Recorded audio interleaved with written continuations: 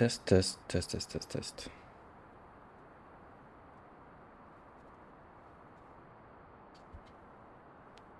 All right.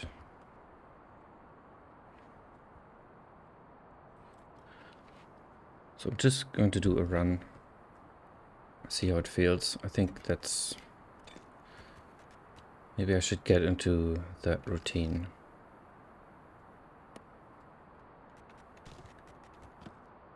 On stream.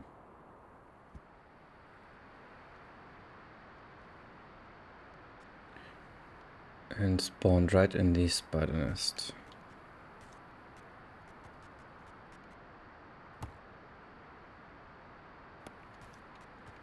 Okay, I have a potion.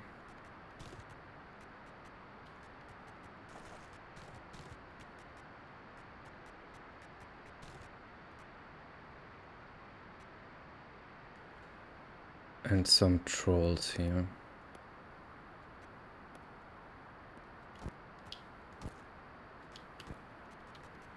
So I changed how the... Yesterday I inadvertently changed how the enemies take their turns. Which was... I mean, it's correct now, but it's different. So they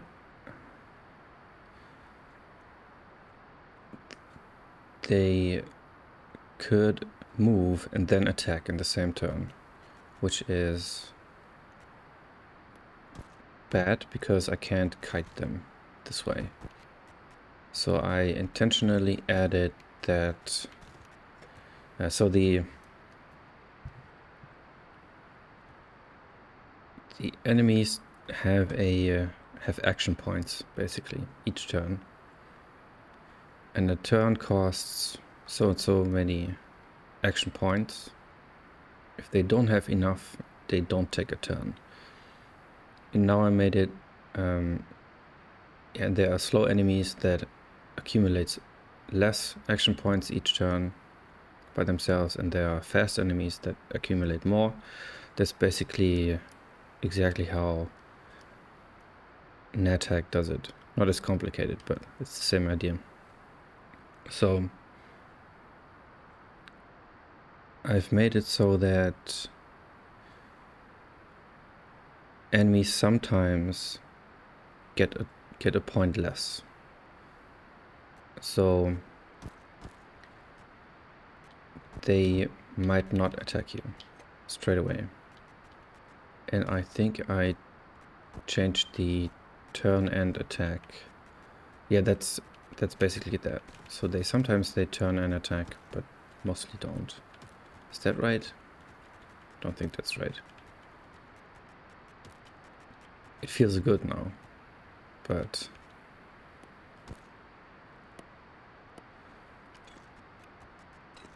I'm confusing it.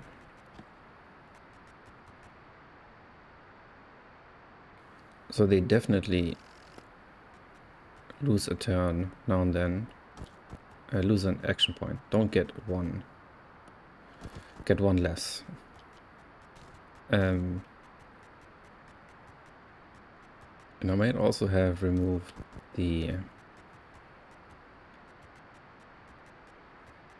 moving and attacking. That can't be true. So something like that. I'll figure it out. It feels right. That's the main thing, and it works correctly.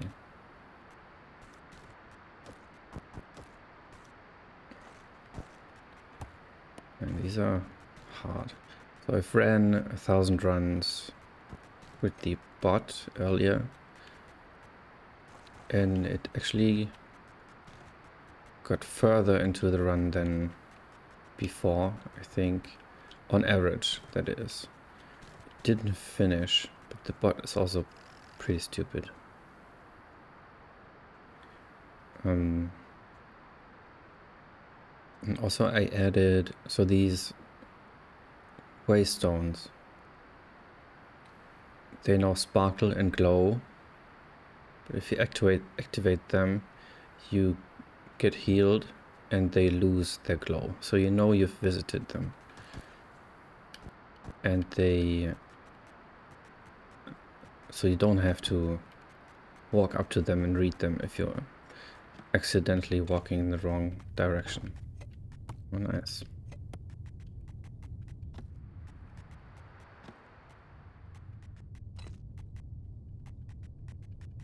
Yeah, and I tried to make a short yesterday, but I couldn't get the game to produce a fun little scene that also fit into that 10 to 15 second window, so I just gave up. But that's okay.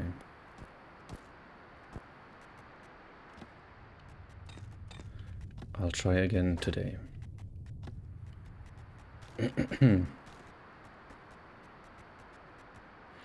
And I mean,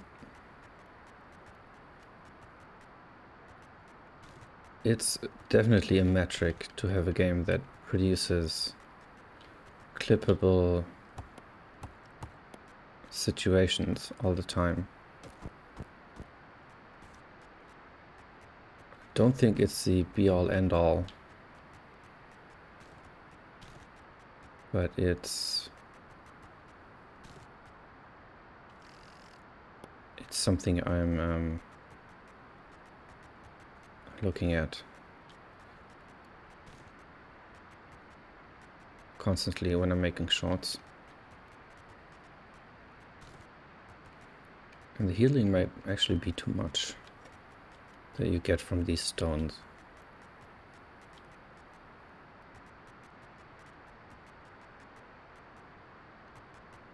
Maybe I should remove the healing.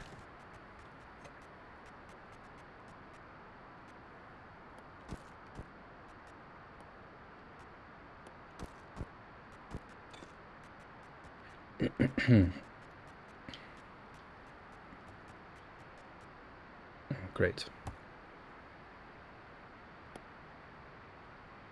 There's a trap and I don't have medicine. Oh, it's a blinding trap. That's lucky. Okay, that's good. Could last a bit longer, but it's randomized, so I might have been on the lower end there.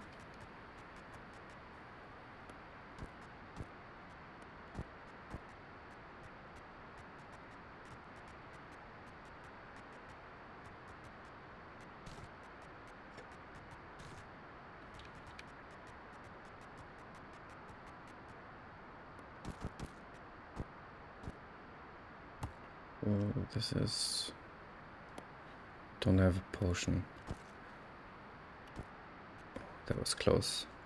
The wiggling animations are still broken. I might actually remove them. I can't get them to work.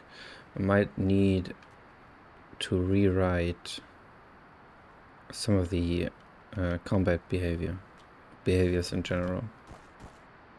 That was lucky.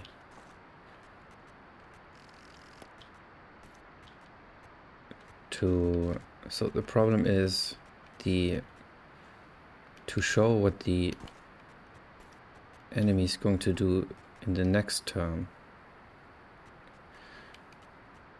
I need to know what it's going to do in the previous turn.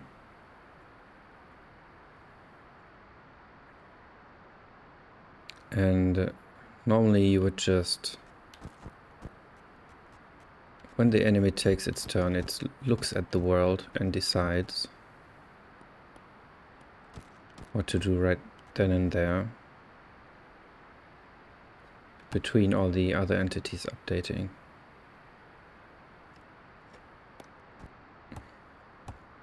Oops, why did I do that? Pretty low on health.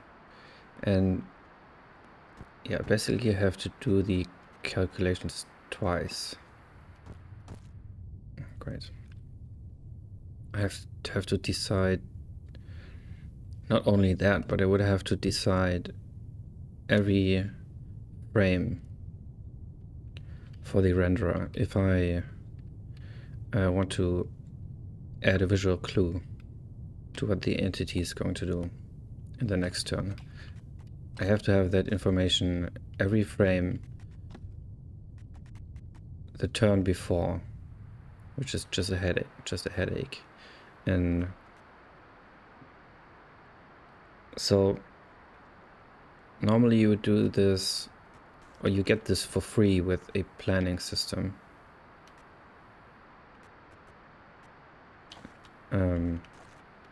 Normally at least. That's my understanding.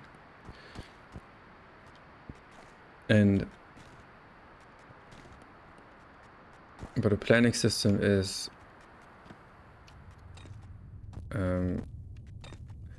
this game is not complex. I don't need a planning system. These entities or enemies, they do what's in the moment, and that's more than enough. Well, it's not more than, but it's totally enough. So planning system, I might need one in the future if there are more complex entity interactions. Imagine well, even then, I don't think I need one. If I imagine I'm coming back to Diablo 2, I'm not sure if you've played it, but there are these, I would call them kobolds. They are just little trash mobs, and they have a priest with them, or sorcerer. So there are 5 of the small ones and 1 big one with a staff, and the big one resurrects the small ones now and then. So that would be a more complex interaction, but then I still wouldn't need planning. Planning is actually more for if I had a village of people and they would go on their daily routines, that would be planning. But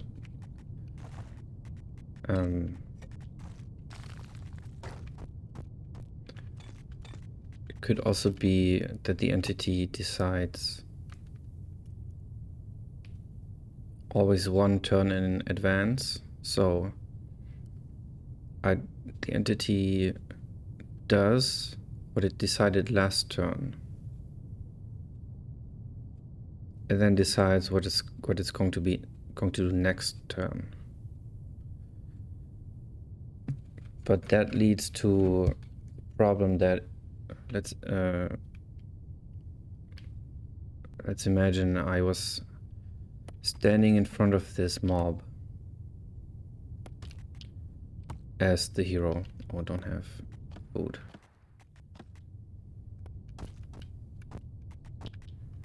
And the entity decides that next turn it's going to hit the hero. Oh, this is cutting close. I survived. So the entity decides that it's going to attack the hero on the next turn, but then I decide that I move. So in the next turn, the entity who looks at its plan that says attack the hero, it looks at the hero, but the hero is no longer in range. So then it just stands there, stupidly. So that's also not going to work. Maybe there's an easy solution for this, but I mean, it would be elegant if it worked. That I just always decide the previous turn what I'm going to do the next turn. But that introduces this, first of all, this delay. So I can't react to what the hero did this turn. which is bad. And also, yeah, what I talked about, the changing circumstances between turns will throw the will make the plan invalid.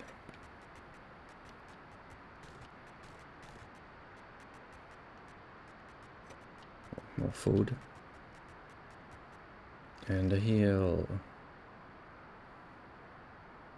What is only the second? That can't be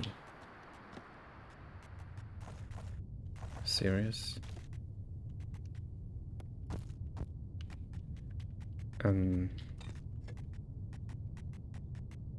Yeah, so I might, that's actually a headache. I might just remove the attack wiggling and you'd have to, I mean, that's how it is in the old roguelikes. Don't get, you might get a text at the bottom that warns you that an enemy is about to do something, but I'd rather do it visually.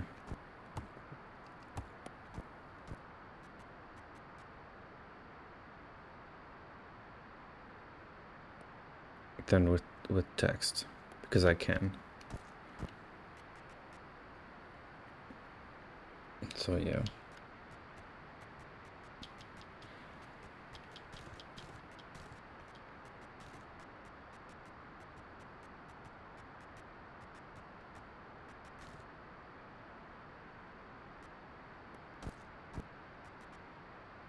But this feels pretty good.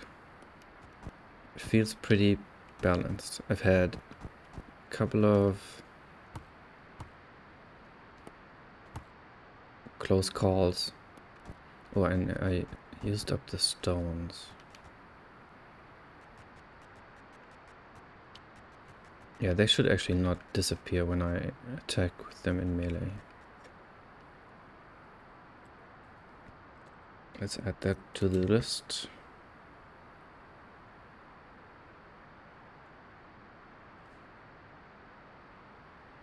Just because it's confusing.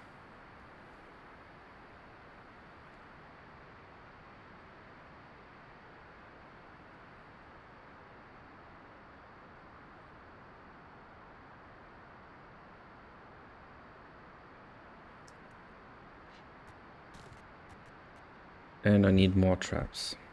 I read that from the metrics, from the 1000 runs, that all the bots had a huge amount of medicine still in their inventory.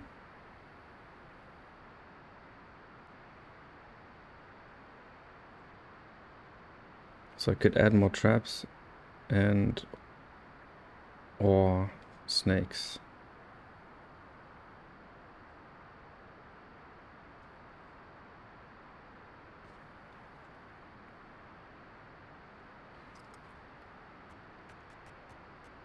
So that's another thing. As I say that, there's 2 traps here.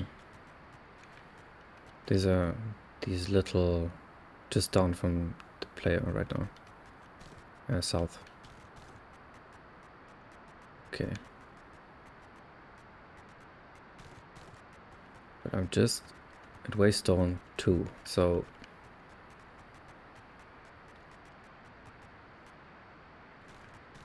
let's see about that game balance. You have no potions, that's pretty bad. That snake didn't hit me. I would have had medicine. Yeah, that's exactly that. Okay, this is the 3rd. That's pretty good. I can't squish this zombie.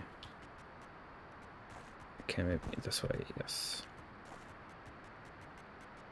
So using bowlers is overpowered right now. Man, this one is strong. I think they just leveled up. Oh. Yeah, they've gotten stronger. What was I saying? I'm sorry, I might have forgotten.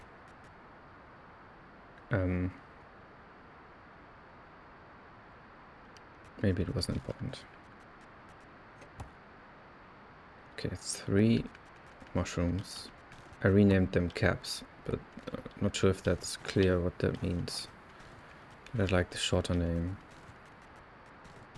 I've looked at several different names for mushrooms, but oh, they are super strong. That might be too much.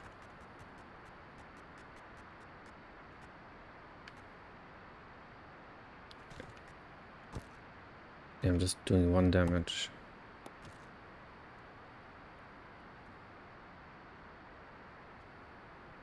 That was after the 3rd.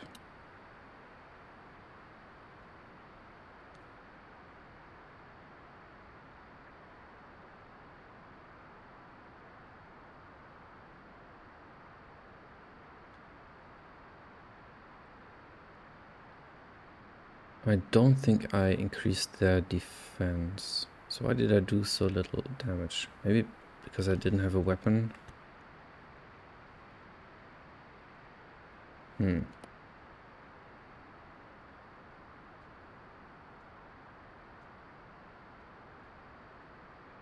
I was also at level 0. So maybe I need more. Let's just tweak some things and then play again later.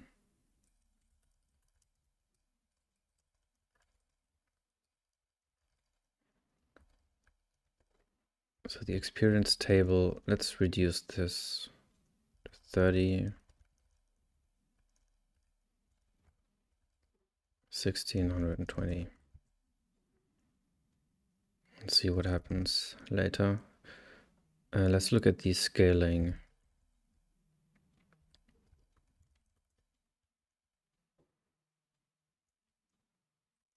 So yeah, there's no armor class. That's just the hero. Yeah, so enemies don't have armor. So it just might have been that I didn't have a weapon. But that game felt much better than before. So I'm on the right track, I think.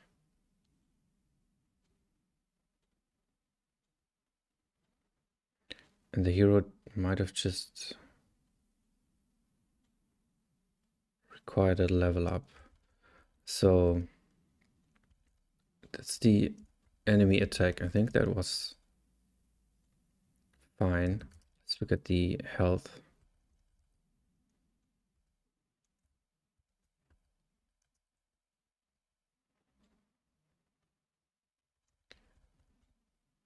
It increases by,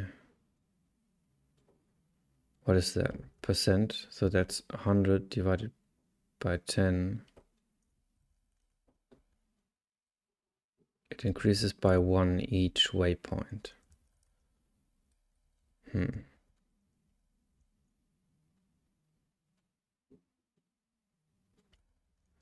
Let's move this to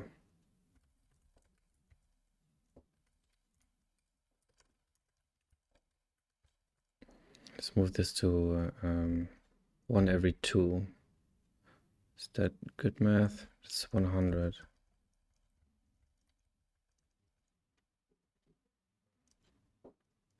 Divided by, that just undo that, 20.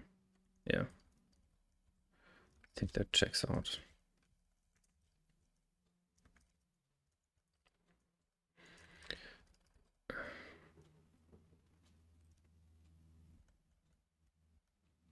Not sure, was I over 1000? Let's make this 2000. Tweak it a little bit. Okay.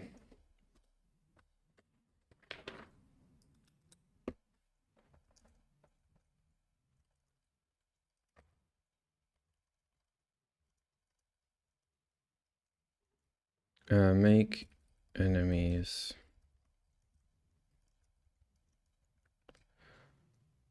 Scale a bit more flatly.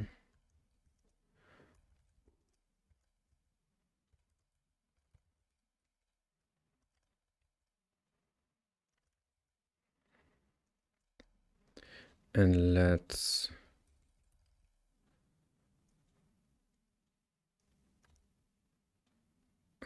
remove the attack wiggling for now. Just so that it's not broken. That I don't have broken stuff in the game. Knowingly, at least. So that is in game. I think it's actually an entity. Tax. Of course not. There it is. So this function is not working.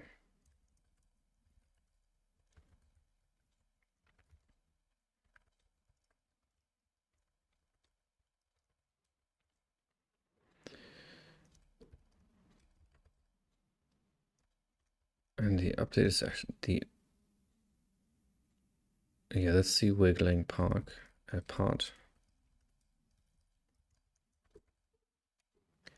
And then I render this with the usual shake timer, so there's no third function.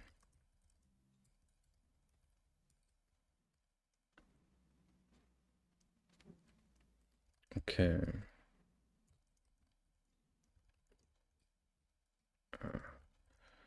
Remove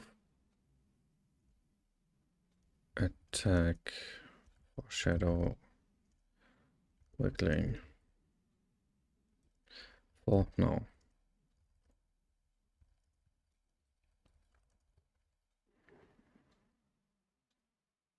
Okay. Let's see if there's something I missed talking about. So these are all tweaks: health generation, health pools. I added, that was on stream, the bag picking random strategy. That's working much better. And I gave potions a bonus at low health and food as well.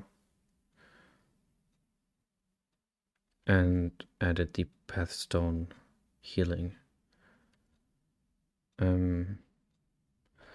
I mean, I thought it was too much in the beginning, but as the game gets harder,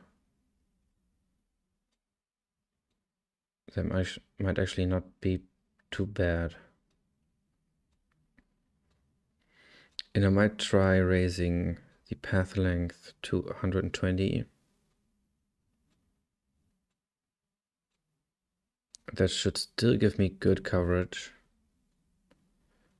I can actually test that.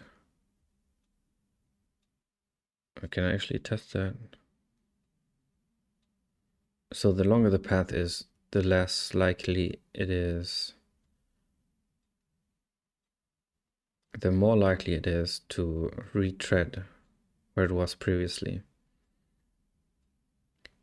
But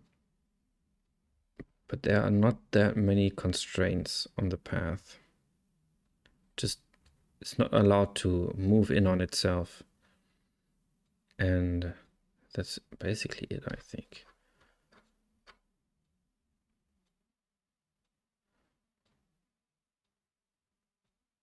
So it should have no problems to find almost the same amount of different paths in total. If it's 120 steps long, then versus 100. But I'll just check that. I'm more worried about all the logic I have that's now tied to it being 100 patch tiles long.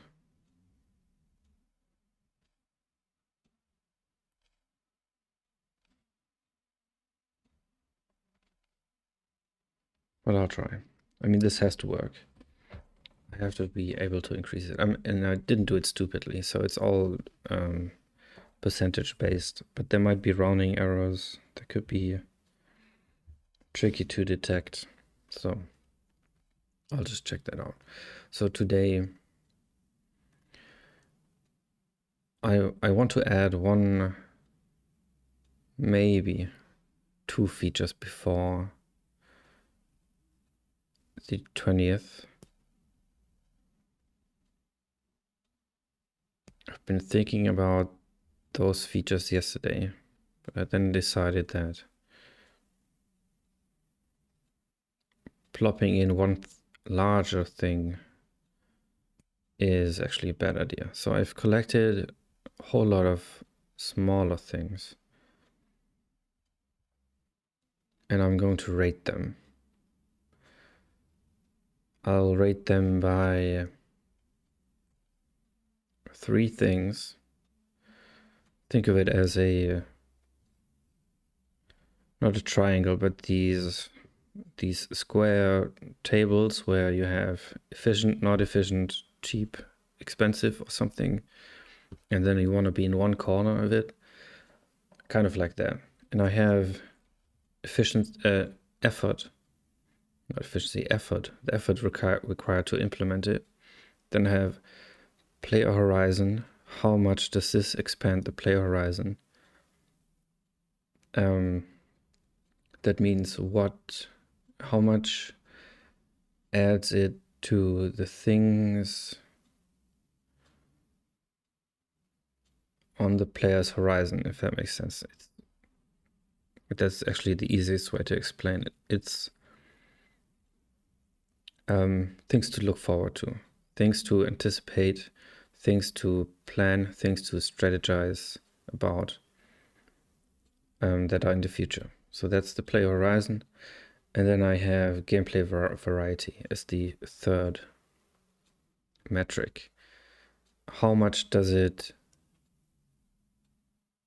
expand on the moment-to-moment gameplay? How much does it make it more interesting? So these are the 3 metrics. Ideally, I want all of them. Actually, effort is the wrong way around. I should actually name it ease of implementation. So if it's easy and it expands the horizon and it gives variety, then that's 1, 1, 1. That's easy to see in the table. Then that's a strong candidate to be implemented today or tomorrow. And I have, not sure how many I have, 100 or so. And I'll just go through them metric by metric and rate them just with a 1 or a 0, because so that this doesn't take all day. And for that I need to go here. So this is not effort, this is ease.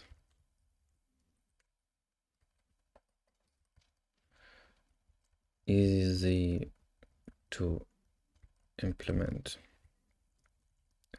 Expands horizon, brings variety. Ease, expansion, variety.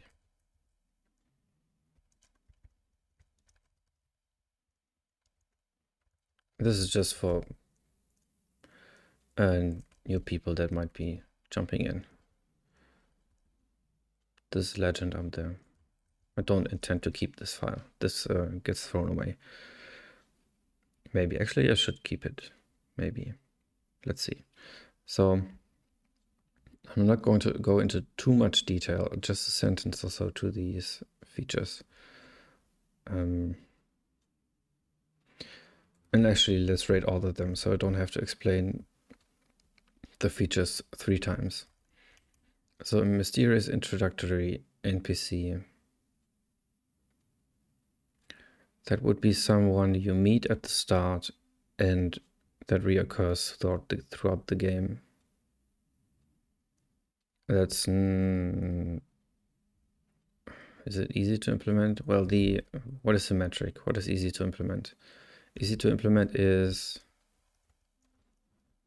half a day.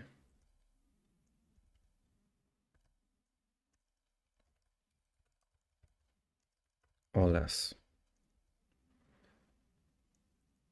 What is expands horizon? That's too subjective. Brings a variety that as well.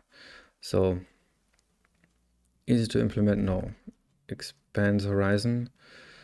Yes. That is a person you wonder about. I mean, people in general. It's easy because this would be the only NPC in the game right now. So the players would naturally focus on them. Variety, no. Okay, caravans and camps that are just little areas in the game with NPCs. Easy to implement? No. Expands horizon? Yes. Variety? No. Ghostly apparitions near temples? Those are easy to implement. Actually, are they?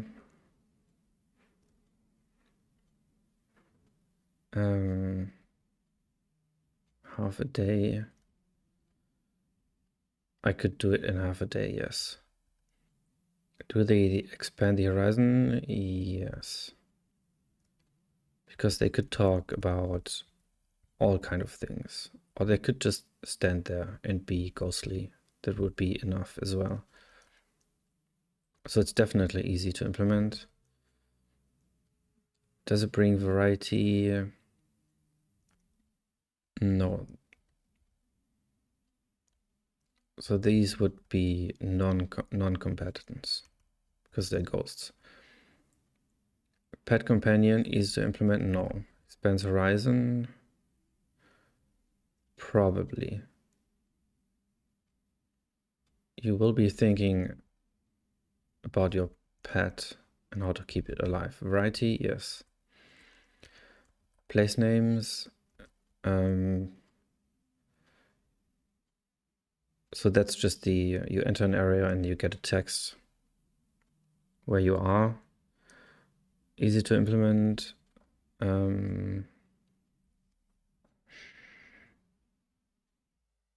Is it easy to implement?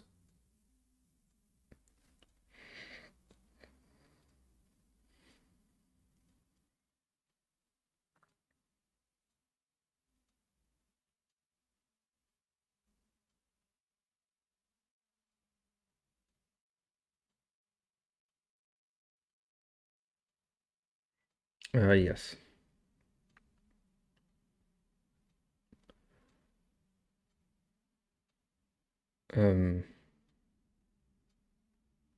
Yes. So it would be an entity. It would be invisible. Each turn it would check, is the player near? And if it hasn't been activated, it will just show the text. So that's easy to implement. It expands the horizon because you can, if the names are good, of course, they will tell you about the world. Does it add variety to gameplay? No. But that's yeah, so easy to implement is a must-have, I think. But let's see. Hieroglyphic writings. That's nonsensical. Let's remove that because there's writing are separate features down there. Power-ups that make knives pickable after throw and maces swing attack. That is not easy to implement at all. Does it expand the horizon? No. Maybe. If they are late game, it could. Does it add variety? No. That's just more damage. 20 vistas. Easy to implement? No. So, yeah, that's just what it says on the label. Expands horizon? Yes. Variety? No. Give each enemy one ability. Easy to implement? No. Expands? No. Variety? Yes. Add sword and sorcery props in the world. Easy to... can I do that in half a day?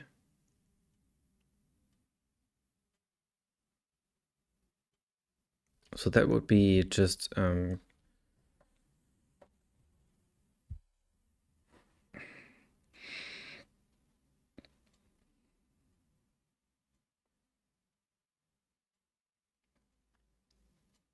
would be destructible or indestructible stuff, but that's inert, so it's just decorations.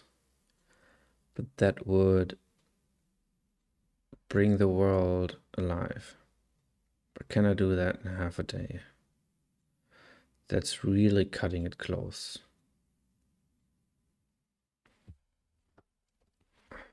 Maybe possible. How long did it take me to do the interiors? That was actually pretty fast. That was a couple of hours. So let's just say yes. It expands the horizon. It might actually even add variety to the gameplay. Because there's more stuff lying around.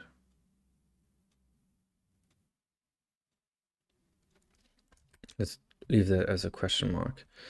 I could make them containers in the future.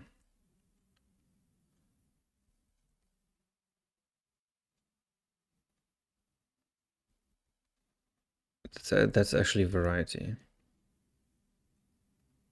Okay, this is a strong contender. Buffing plants. So these are plants that if you cut them down, they give you a buff. It could be as easy as just adding 1 strength for 100 turns or so. It could be a regeneration buff. Could be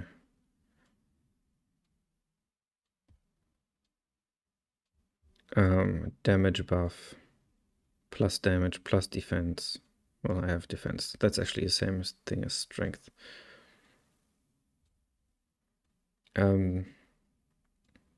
Is it easy to implement? Yes. Does it expand the horizon? No. Does it add variety? Yes. Add back keys for chests and porches. Is that easy to implement?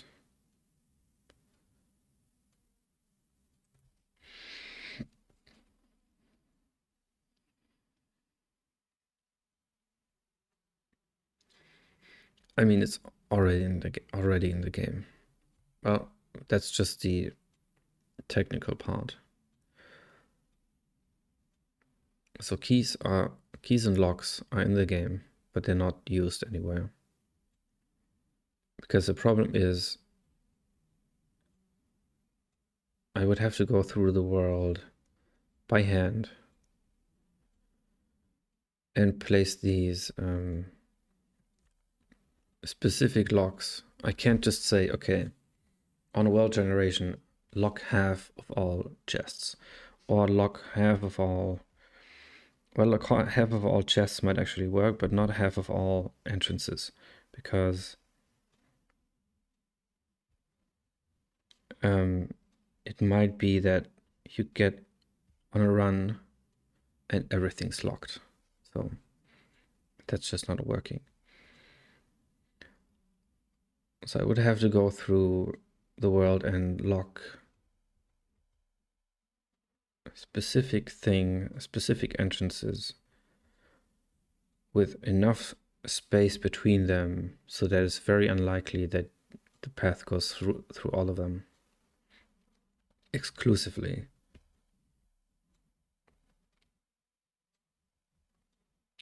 So that might actually be easy to implement. I could, so there would need to be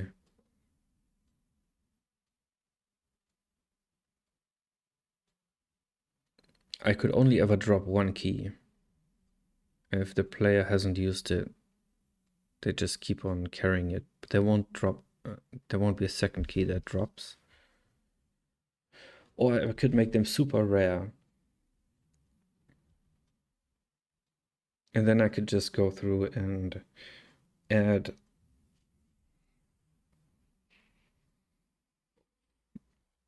locked porches.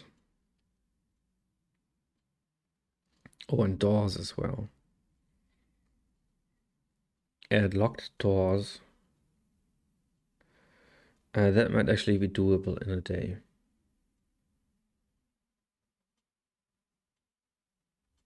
That might actually be doable.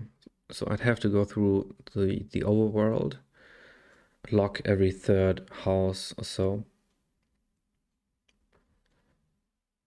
And I can still say, okay, maybe I can't say in a run, maybe unlock this door or this entrance. I just can't say maybe lock this. If that makes sense. So through the overworld, the houses, then through the entrances to the dungeons and temples, and maybe lock 20 of those. And then in the underworld, lock doors that lead into a closed off room and put something in there. That might be cutting it close, but that is possible. Does it add to the expansion, to the horizon? Maybe, because if you find a key, then you're waiting to use it. So let's give this a question mark. It's not much, but it adds a bit to the world.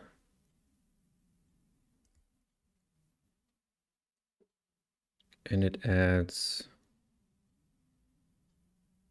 something to look forward to. So let's call this a 1. Variety.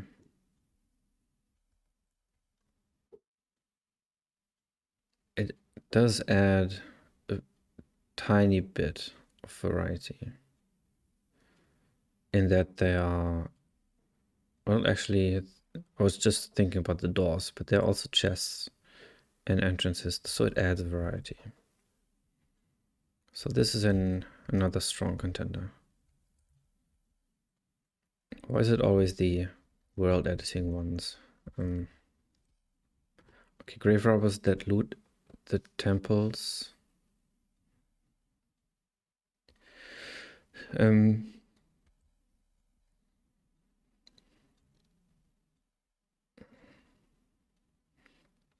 That's just another enemy type.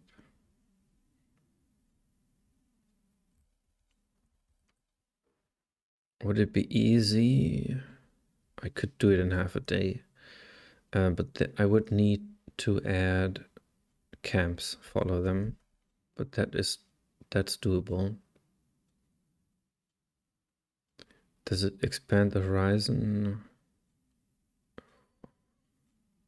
Not really.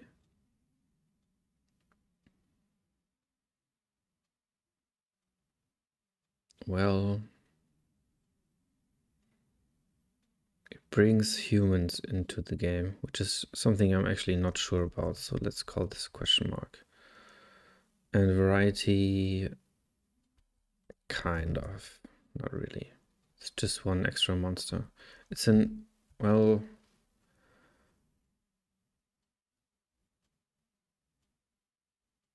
let's give it a 0.5. Why not? This is a 0.5. Okay, add the buffing plants. That's the reverse of the buffing plants. Is that easy to implement? Yes. Does it expand the horizon?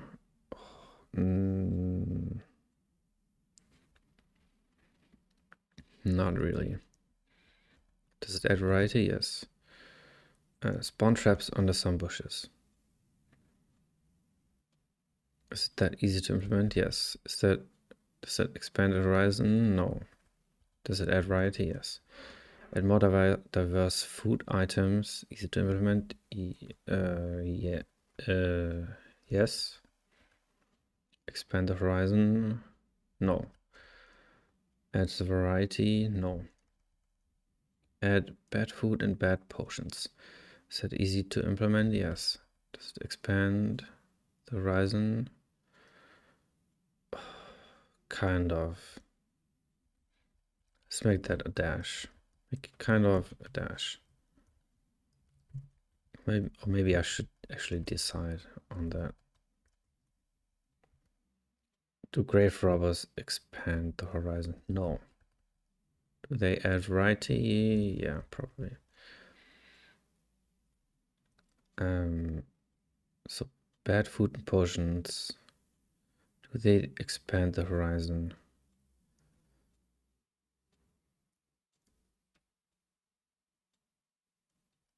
Don't think so. A tiny bit, maybe. Do they add variety?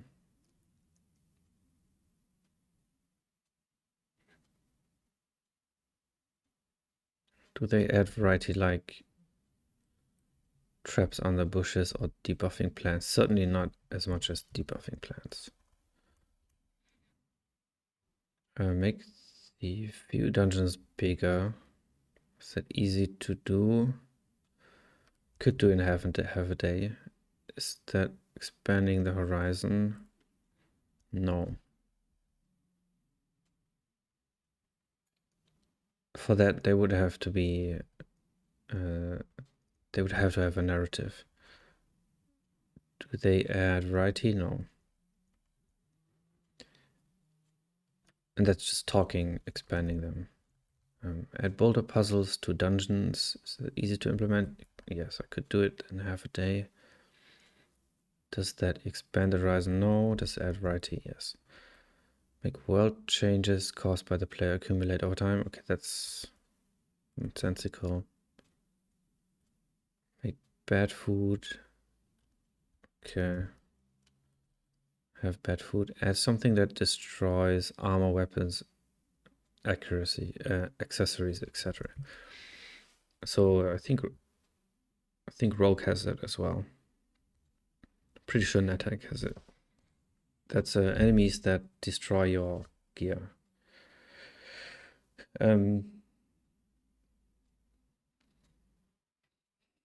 I would very much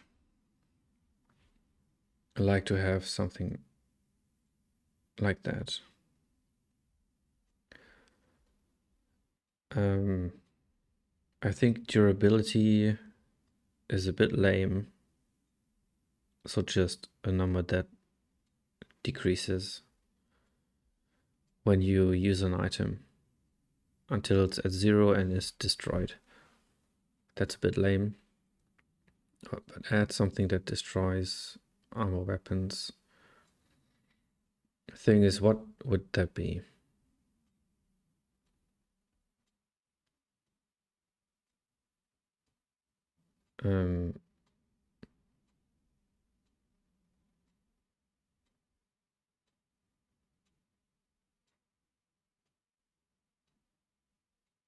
No idea. Is it easy to implement? Probably.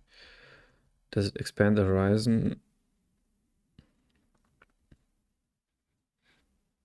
It could, yes. If I also add something that protects the items.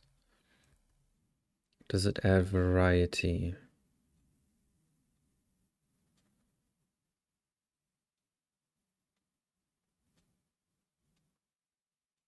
To the moment-to-moment gameplay?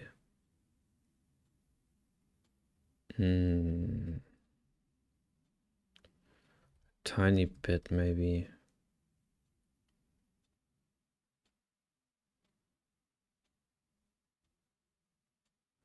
Certainly not as much as giving each enemy an ability. So let's say no. But that's a close one. Make late game monsters curse the player randomly. Is that easy to implement? Yes. Does that expand the horizon? Yes, if you know about it. So that's the caveat. Does it add variety? Yes. But that's, so this expanding the horizons is an if. Let's leave that as a question mark. Add a friend to the start island that explains the game. Is that easy to implement? Yes. Is that expanding the horizon? Yes, definitely, because they could talk about everything. Does that add variety? No. Add an item that can unlock special moves and weapons. Is that easy to implement? I kind of have the code for the moves. So yes. Does that expand the horizon? It definitely could, depending on how you acquire that item. Does it add variety?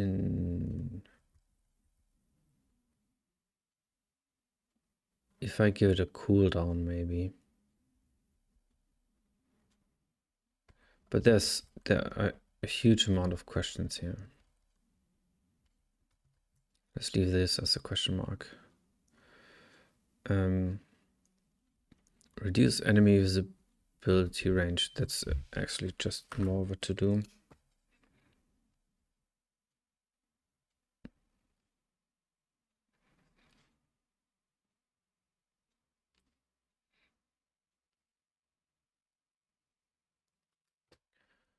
That's more of a to-do. Add scenes in the environment of past dreams and hopes lost. That's kind of, well, that's not the cluttering stuff. This is actually scenes. That's environmental storytelling.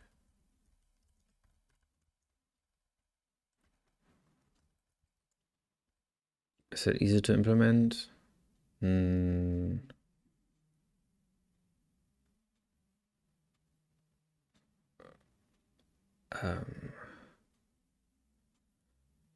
Depends.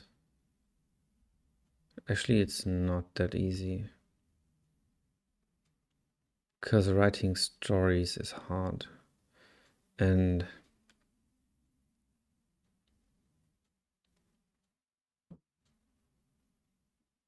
making it cohesive with the place and the world. How many scenes are we talking? So I'd say it would need 10 scenes to be useful.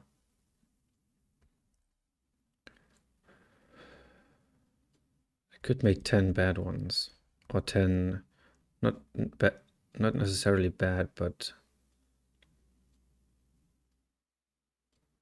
they won't blow you away. But I could do that, yes, in one day. Does it expand the horizon? Yes. through storytelling. If the stories are good, does it add variety? No.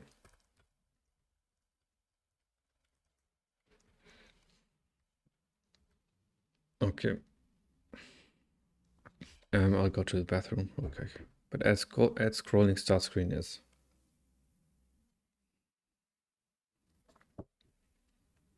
Does add nothing. Not sure why that's there. Be right back.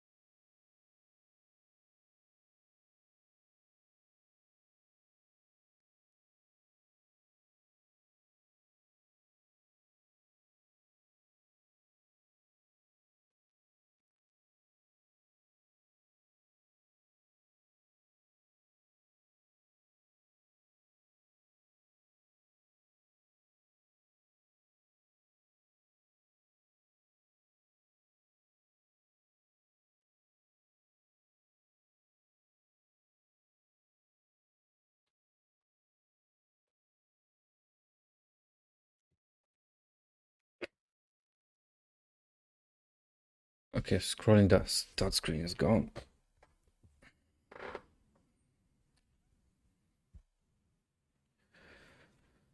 Add cloud shadows. Is it easy to implement? Probably not. No. Does it expand the horizon? No, not really. It's pretty, but it might.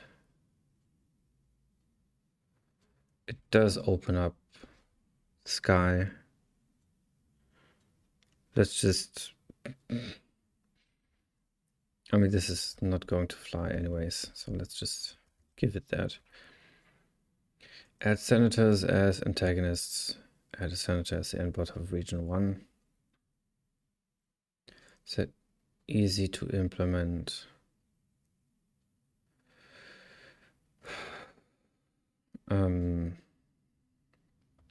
Hey Diego, what are you grinding on today? I'm just I'm triaging features. I want to add 1 or 2 of the most effective features before the launch, and I'm going through a couple of ideas and rating them by how easy they are to implement, how they expand the player horizon, and how they bring variety to gameplay. And I have 1 or 2 that tick all 3 boxes, but yeah, I have all of these down here to rate still. So these are possible spoilers, which is too late to say now for all the VOD watchers. So sorry guys, but I think you would have figured that. So add senators as antagonists and add. So that's actually just add a senator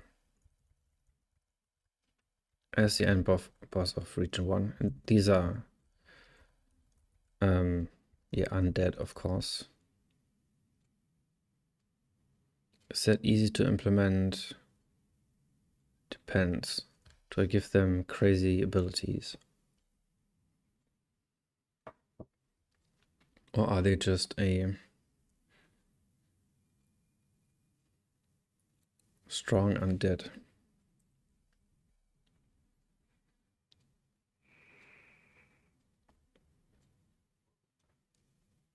In any case, I would need to amend the ending area. But that could actually be cool. Could I do that in half a day? Probably. Probably.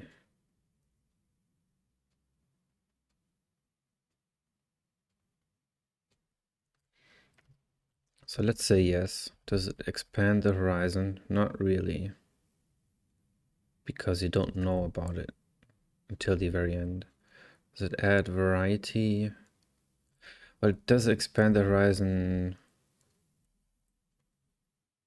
further on. I could foreshadow this, and that would hugely increase the horizon. So let's say yes. Does it add variety? Kind of. Not really. Not really. Add charms that give a stat boost or buff while carried, but take up space. So these are easy to implement. They expand the horizon because you want to find them, and you have to calculate your inventory space. And they don't really add variety, but they do kind of add variety.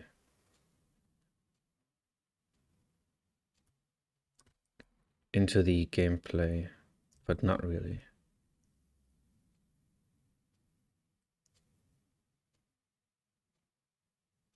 But they're not bad, so let's keep this a question mark.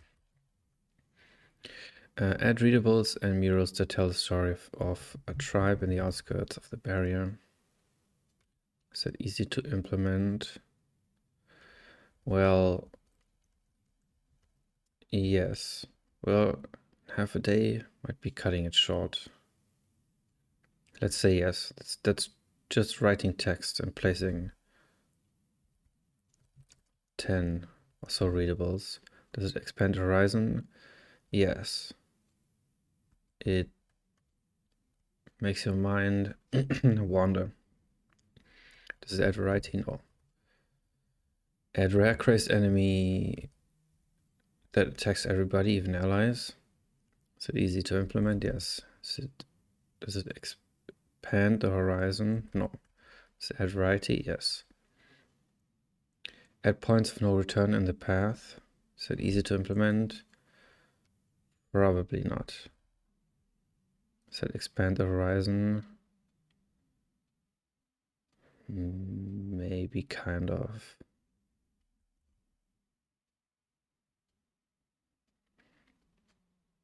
Because you can't turn back. You have to look forward. Maybe. Does it add variety?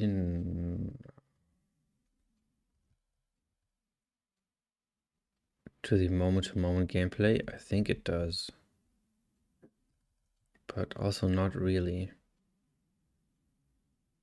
Because there's no reason to go back anyways. But that's just something I should do, actually.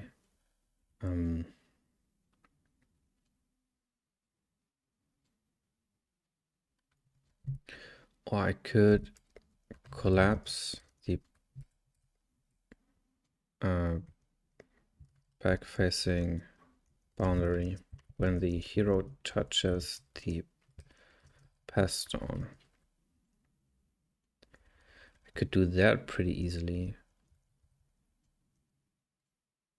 That expands the horizon because it's actually changing the world as you move along. But does it add variety? It adds a variety in the path. So that may be a good change. Make all spider spells from cocoons just for flavor. So easy to implement, yes. Does it expand the horizon? No. Does it add variety? Yeah, kind of. Not much, but a bit. In that, yeah, spiders just don't look like spiders before they appear. A hero can return to the start using the path stone, buy stuff using coins, so that's it. Yeah. Does that expand horizon hugely? Does that add variety? Yes. But that's not easy to implement. And these are just ideas, no? These are not fixed in stone at all.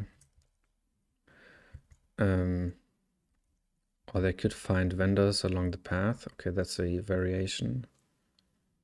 Is it easy to implement?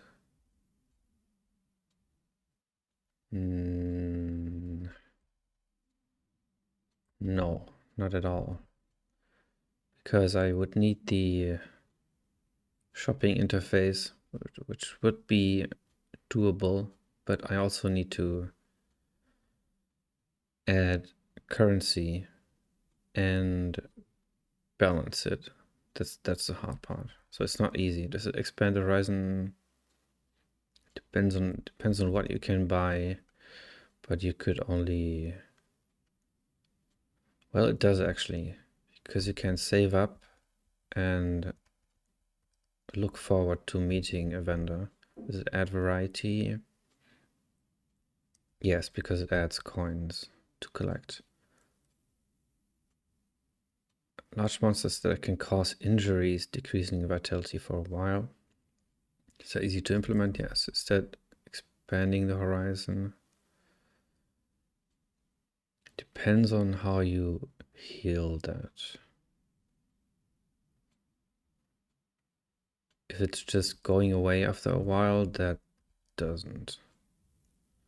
Does it add variety? Yes. But it's not expanding. Require torches for dungeons, but not interiors. Is that easy to implement? Kind of. So the lighting part is easy. It's maybe half an hour. But the finding torches and making them be consumed over time and having them drop in good enough rates, that's not. But it might actually be possible. Does that extend the horizon? Yes, it does, because I have to care about torches now. But it would only really be worth it if there's something special in the dungeons.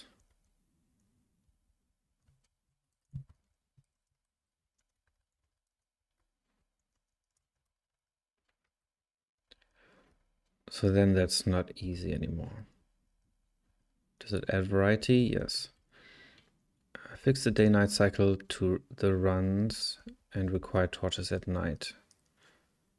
That might be a bit much. Is that easy to implement?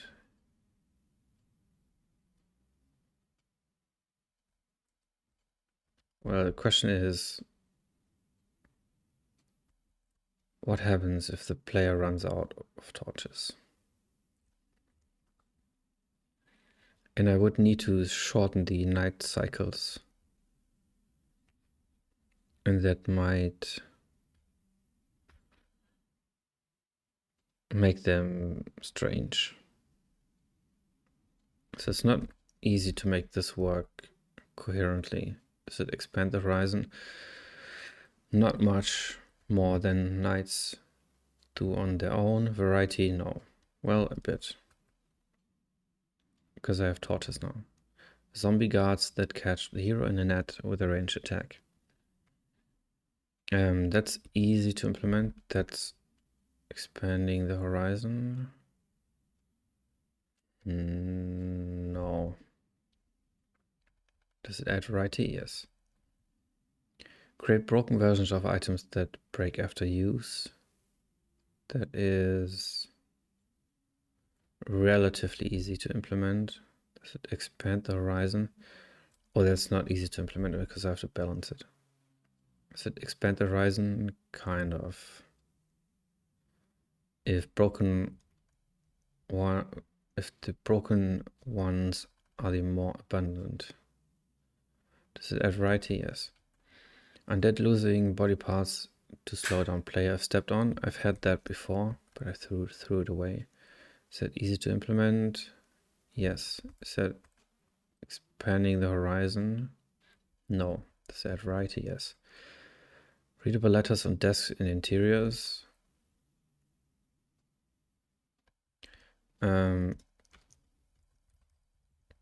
Let's make this more broad. Readable items in interiors and dungeons. Is it easy to implement? In half a day?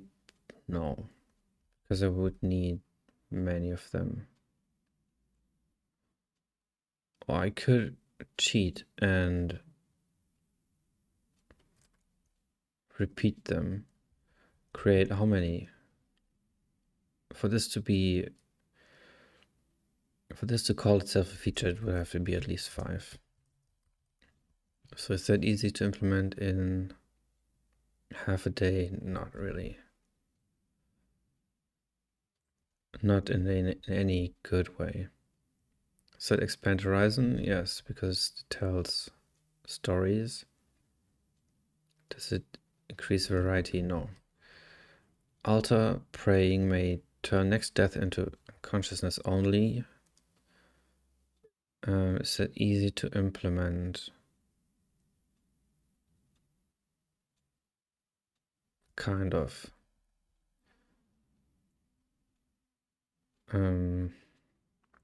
Does it expand the horizon? No. Maybe. So it's unclear how this works. Maybe you sacrifice an item.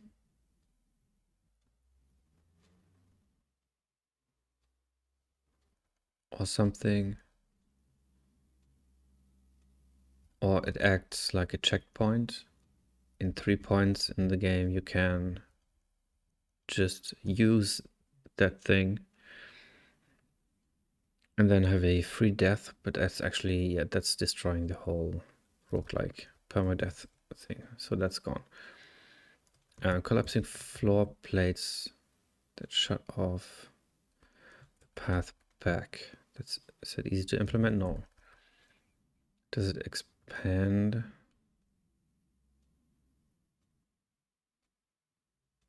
The horizon? No, because I don't need to use anything with it. Does it add variety? Yes. Make skeletons appear as beige blobs before rising to attack. So is that easier to implement? Yes. Is that expanding the horizon? No. Does that add variety? Yes. Make food spoil. Is that easy to implement? Kind of. Is that expanding the horizon? Yes. Because you have to think about the food. Does that add variety?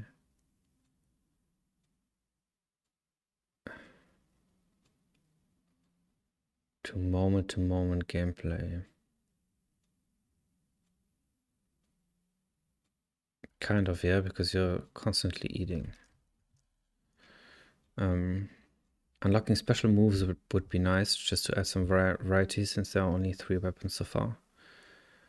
Maybe you could make it so not every cocoon has a spider inside. It would keep the player on their toes. Hey, that's actually a good idea. That's actually a pretty good idea. The cocoons. Special moves.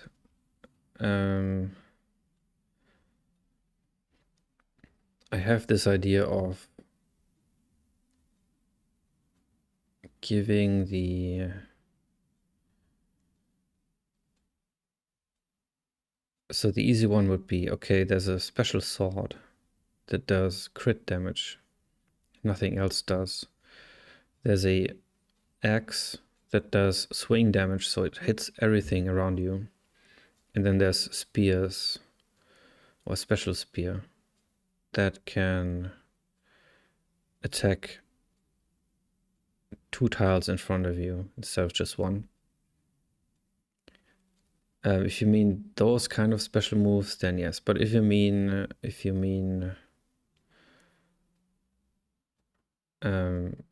pressing a button and making a frost shield around yourself, then no. That doesn't fit the game. Yeah, so there will most likely, I'm 95% sure that there will be no skill trees, no perk trees, etc. There might be charms that you carry in your inventory that give you a bonus or a buff, but yeah, you start, your character is your inventory, basically. You mean swing and spear? Yeah, that's on the list. I think it didn't make the cut. Let me see. Power-ups that make knives pickable after throw, maces, swing attack. Yeah, that's actually, yeah, that's another thing. I think was also your idea or Andre's idea of making the throwable things that you can pick them up afterwards. And with power-ups, I mean upgrades. So that would be an oil or something you find that you can apply to the weapon, and then it has this special property. But it didn't make the cut. Does add variety? Does add variety? Yeah, and I mean, in the future, everything's possible. But this is features for today or tomorrow. So the first column is essential, that it's easy to implement in half a day. But the rest lives on, so it's not gone. It's still all in the backlog. So make food spoil is a good contender. At fast-growing vines that act like hedges. Is that easy to implement? I don't know how I would implement that actually. So that is basically a bush that you cut down, and 5 turns later it's back.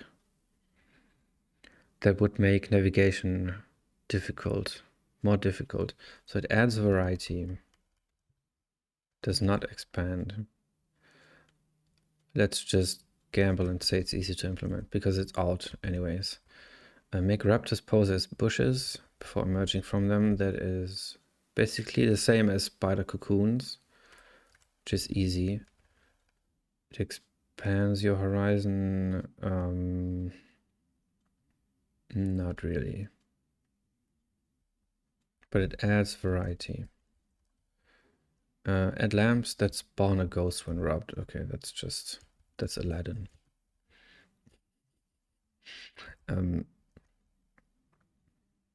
Okay, let's see. Let's pull the good ones up front.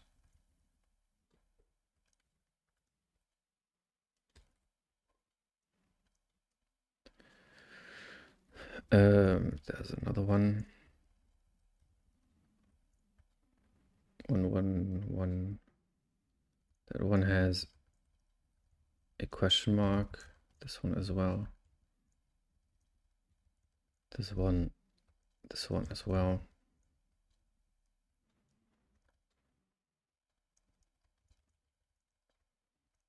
This one as well. Let's look more closely.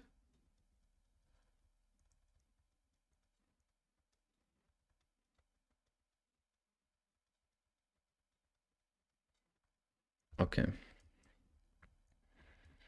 So we have sword and sorcery props in the world. That's scenery decoration. Add back keys and chests for porches. For chests, doors and porches. Make food spoil. Add late game monsters. Monster curse. Make late game monsters curse the player randomly.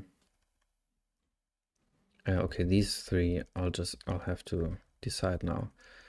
Make late game monsters curse the player randomly. Is that easy? Yes. Does that expand? on the horizon.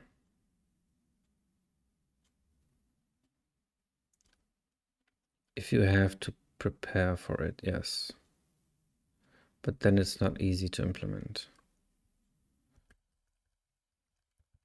So that is out. Add an item that can unlock the special moves and weapons. Oh, that's actually that. Oh, it actually made the cut.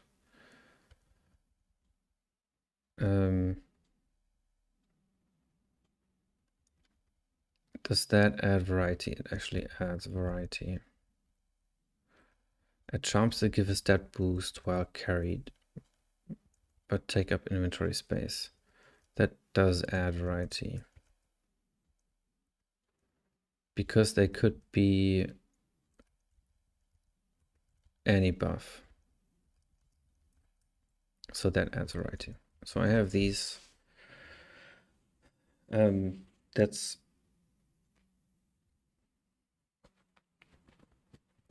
these are all good. These are all very good. Let me see. What is today? Today is Friday. So I still have almost 2 weeks. I would have to bump something off my planning if I wanted to do all of these. If I could add all of these before release, then I would be very happy. And they are all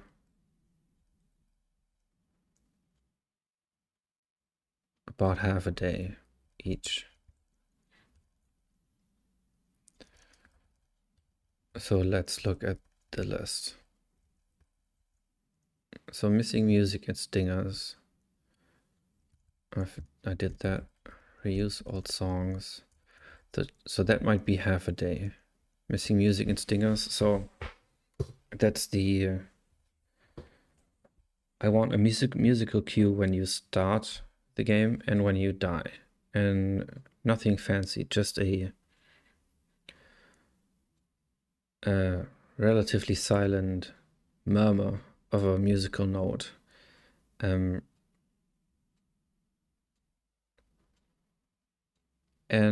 there was something else.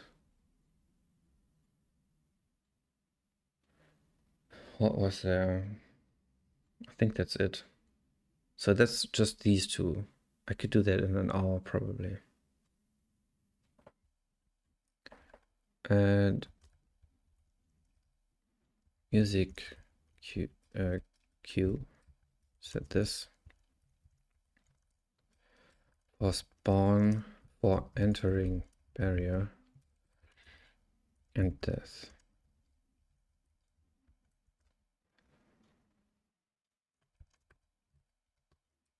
Let's call it half a day. Then I have playtest and polish. This was the old plan where I submitted to review on the 10th, but I'm already through the review. So I can move this back here. I'll change the numbers in a minute. Some more balancing. I think balancing is just reoccurring at this moment, at this time and place. So let's move this down here and say final.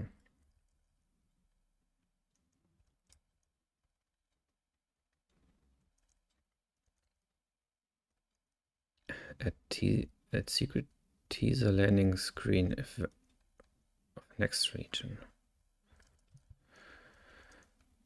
That's actually a good idea.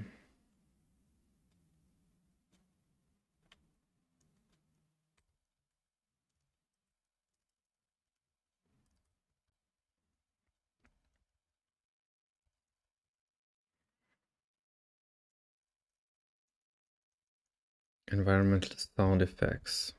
Also vocalizations. Yeah, that's actually kind of the same. So maybe let's group this. Let's make the 14th be a sound day.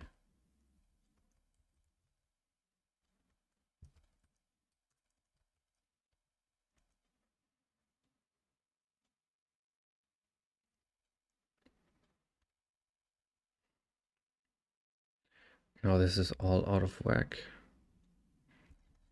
So what do I need really? Let's put this on one line if possible. Not possible.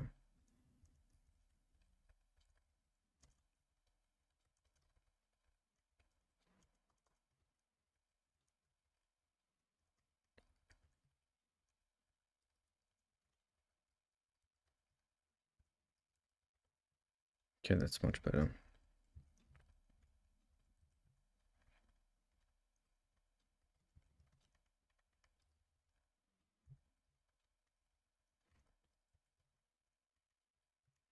Have I forgotten something?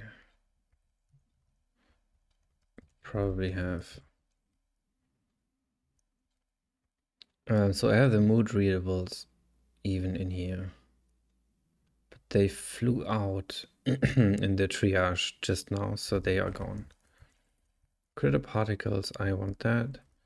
So let's clean up world tiles.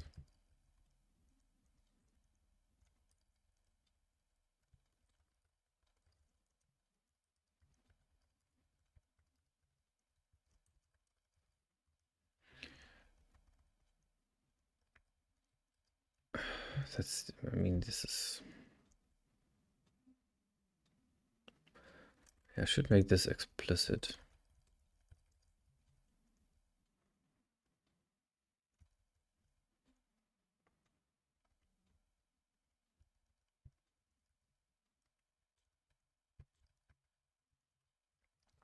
Polish, polish.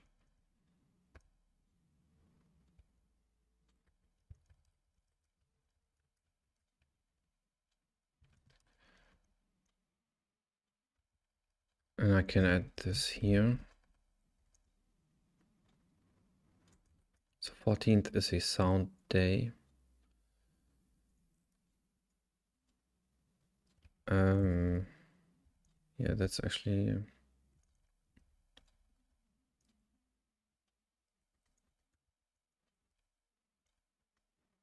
Mood readables, fade in and out, stingers, music, soundscapes. That's actually pretty much it. So I have 1, 2, 3, 4. 4 days for stuff. Is that true? 9, 10, 12, 13, 14, 15. Let's not do that.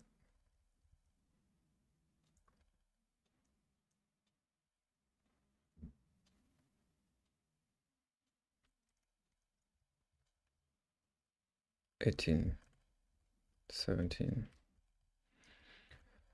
16, 15, 14, 13, 13, 12, 11, 10, 9.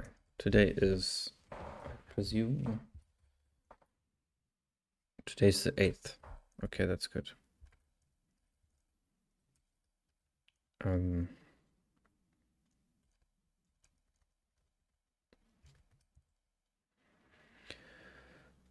So I have time.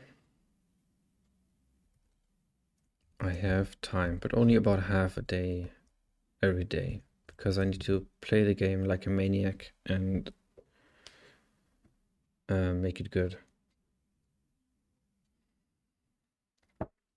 From a balance standpoint. So this is 1, 2, 3, 4, 5. So I can add 5 of these. 5 of the 6. Maybe less. If they turn out to be harder than anticipated. So let's sort them by effort.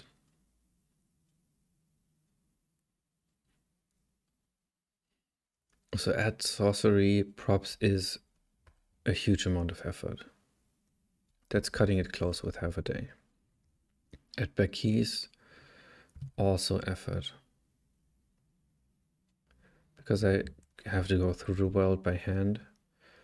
Make food spoil, that's easy. Collapse the back-facing boundary when the hero touches the path stone. That's pretty easy if it works right away. But that's just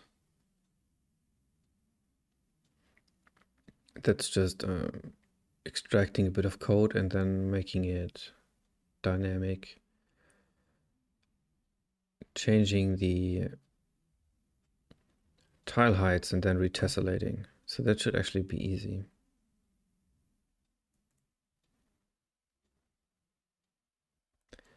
But it needs a sound effect and a screen shake effect.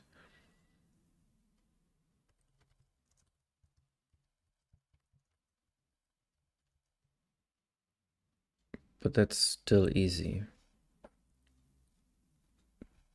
That's totally doable in half a day. Add an item that can unlock the special moves and weapons. That is... I wouldn't call that easy. That might actually also be cutting it close because of the balance. And there are many open questions. Let's call this 3 maybe, even. Add charms that give a buff while carried, but take up inventory space. Let's give that a 2 as well. So we have these.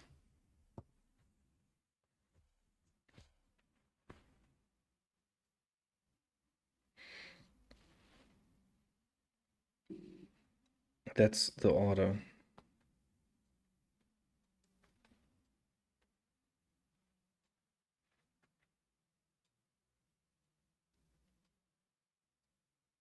Finally, some features. And not just banging my head against the wall with this balancing stuff.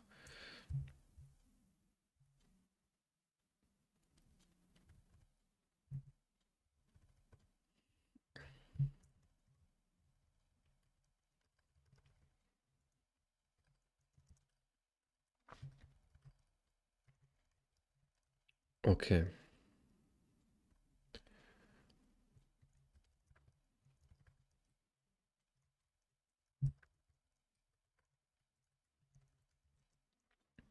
So on the 8th, let's open this list here.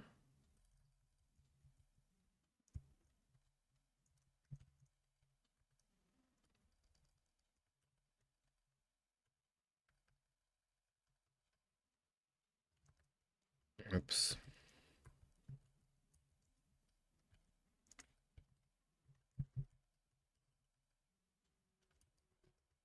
10. Can't I do that?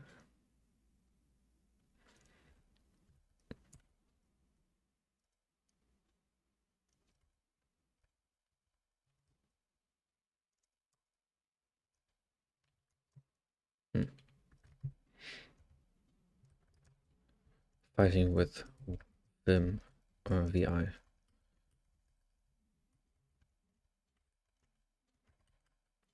Okay.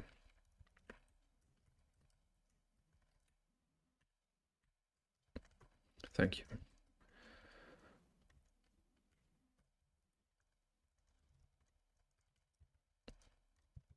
So that's 3 days. I'll do the easy ones today because the day is has started already. And then what do I do there? Probably just playtesting. Meat spawning fast makes sense, but mushrooms should definitely last 2 times or 3 times longer.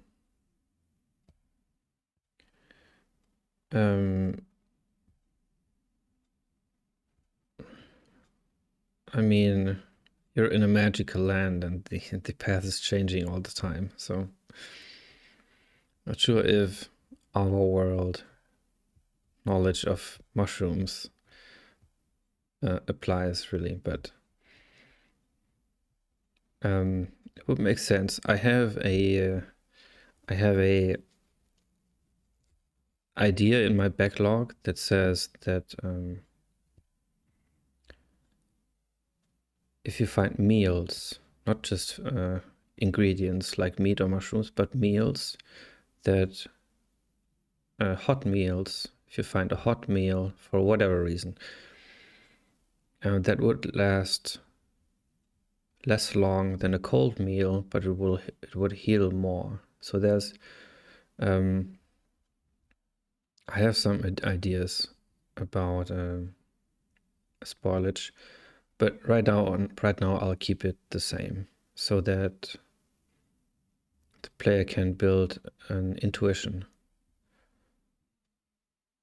And actually, make food spoil is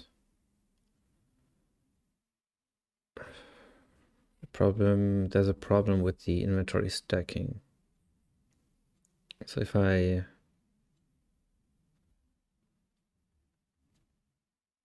spoil the food, I'll just say food doesn't stack, then I might have to expand the inventory. It's also bad. So I have a stack of 5 meat. 1 spoils because time is up. Then it gets taken from that pile. A new pile is created with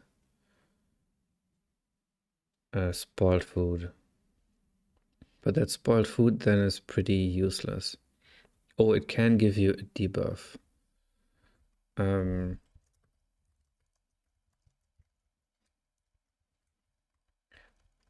could also say, okay, it spoils the whole stack, but that's not fair.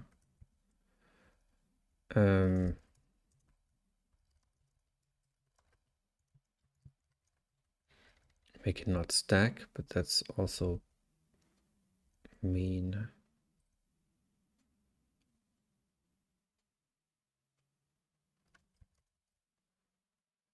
So I mean, it's inelegant, but you have a stack of meat. One of it spoils. Creates a new item in your inventory that says spoiled meat. When your inventory is full, you can't create that new stack, so it just lands on the floor.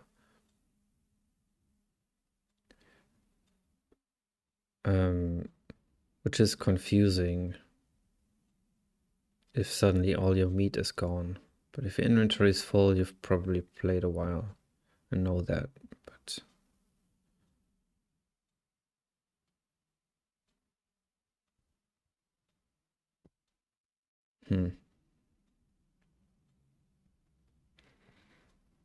it would be easier if the meat did not stack, because I could print a status in its description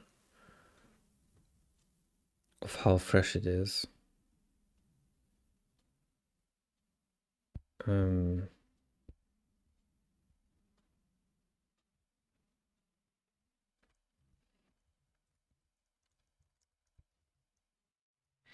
That would be the most elegant solution.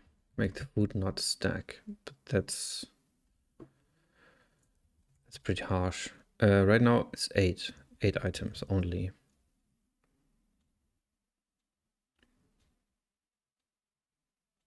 I have an idea of finding a bag that expands the limit, but then only by 2 or something, or 4. And the inventory size, I mean, it reflects how many items there are in the game right now. And I could just increase it, but I don't have the rendering for a scrolling list right now, which wouldn't be that hard. It's just just setting 2 offsets.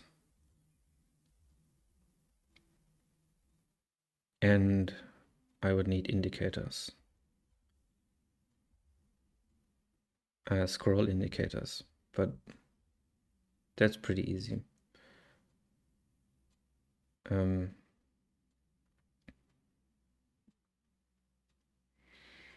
But I do like the idea of, so the charms, for example, the charms here, they only make sense if you have limited space.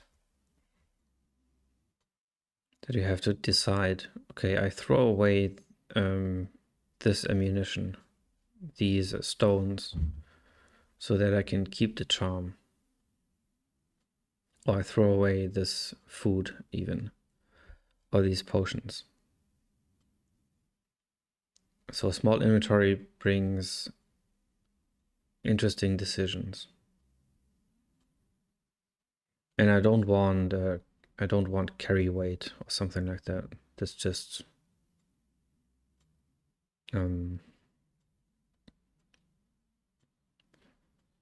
too abstract, if that makes sense. It's not direct. If I see the inventory and there's not enough space in it on the screen, then I know that it's full. I like these simple visual feedback where I can find it. Yeah.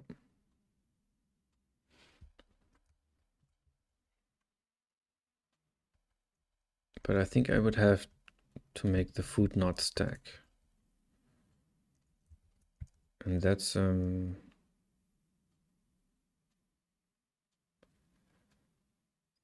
pretty different.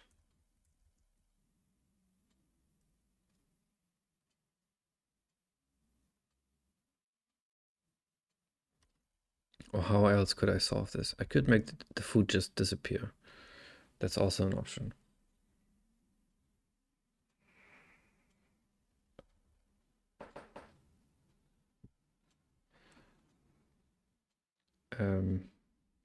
Maybe spoiled food should auto drop. Yeah, that was what I was thinking. I could say in the message box, I could say meat spoiled and then just drop it on the floor. Even as a tile. I don't even have to make it a item that you can pick up again.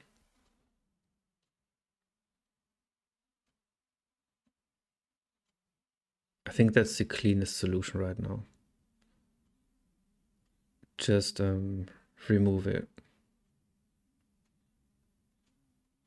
But actually, let's think this through. So food is so scarce that you'll probably eat everything. The spoilage has to be, or I could be super evil and make it spoil faster than you get hungry.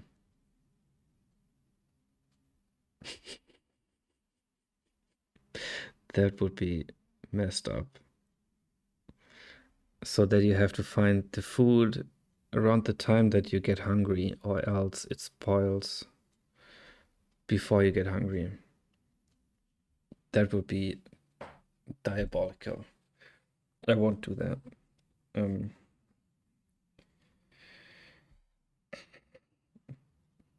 I mean, the game's hard enough. Don't need to push it. I like the idea of it. If it's bad and you eat it, to get a debuff. But is that really a choice? Dying or debuff? That's not really a choice. You always eat it.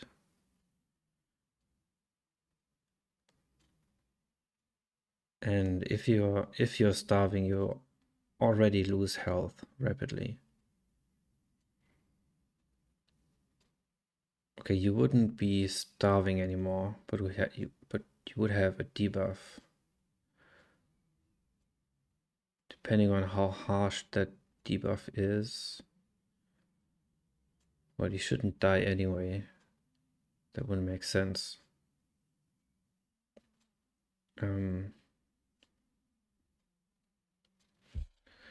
But what is the player actually punished for here with this food spoilage?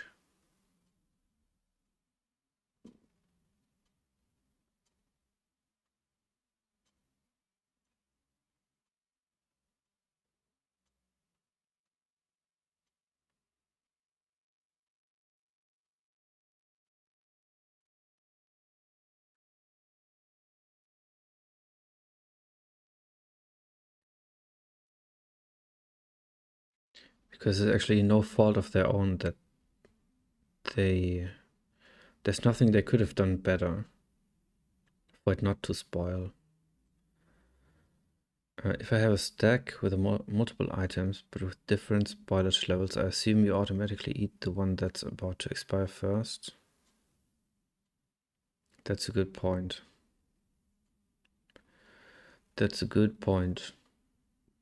Haven't thought about that. Yeah, that's another complication. So I think meat would have to be a single item and not stackable.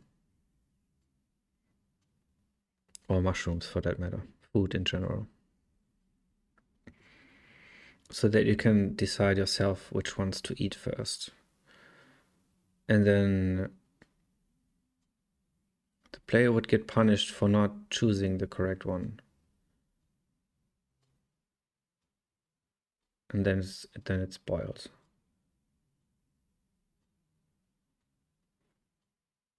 So that's a little mini game. That's pretty cool. But I need to have the food not stack for that, because I need to have the status message to tell the player how much spoiled it is in broad terms. Not a percentage number, but just a word, an adjective.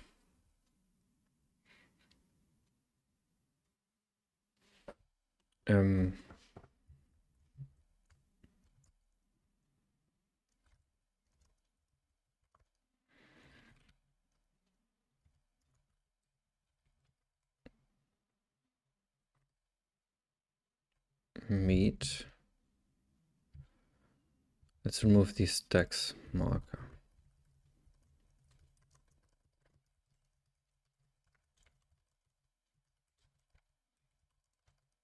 And see how it feels. Because it might not be that bad, but it might be very bad. So let's see. No other way to check it.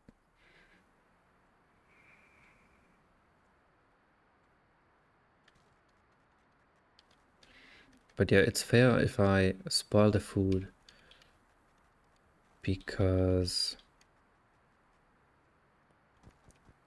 the player didn't eat the older one first.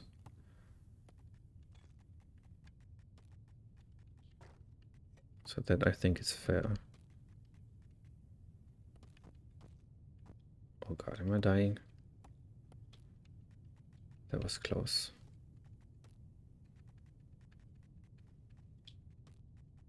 Okay, no food in here. There's food. Okay.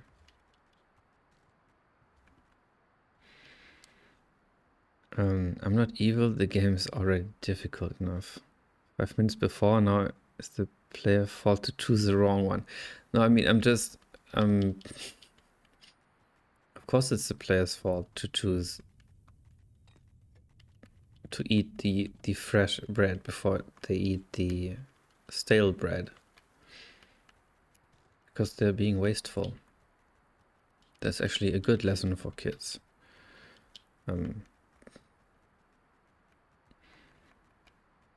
But yeah, I just don't want, the reason is I don't want features that are just a pain for the sake of being a pain. You know what I mean? They need to be interesting as well. Have interesting choices. And for example, when food spoils in the game, there might be a situation where I have a couple of old food, but I just found 2 new ones, so then I can throw the old ones away because I know they will spoil anyways, and create room in my inventory. So that's an interesting choice, relatively, of course. It's not that interesting, but it's much more interesting than just eating food.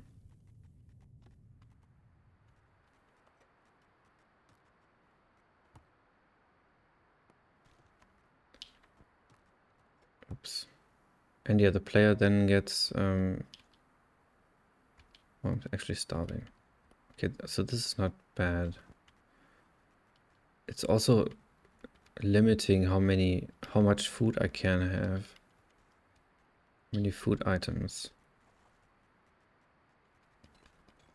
Which is also good. So I don't have to artificially reduce the stack size. Or that limit doesn't apply. Still applies to potions.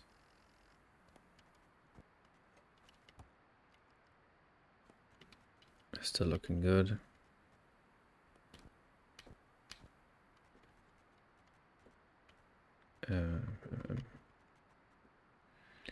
You know what else would be evil? If spoiled food actually attracted kobolds or enemies in general.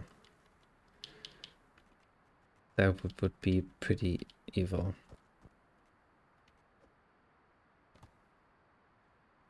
If rats began to spawn, for example.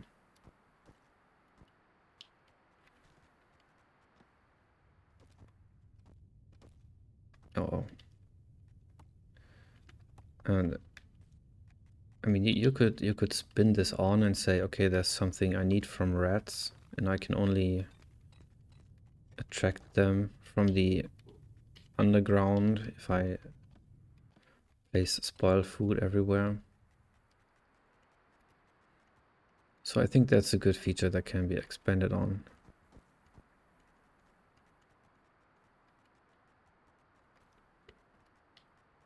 In the future. Walking the wrong direction again. Where's the... oh, there's the stairs. Wait, I was here. This is confusing. I also didn't I haven't changed these rendering bugs. I mean, it's not really a bug, but I usually hide them with a stone or something because this can be confusing. I mean, it's extra confusing because there's this bush right here. But yeah.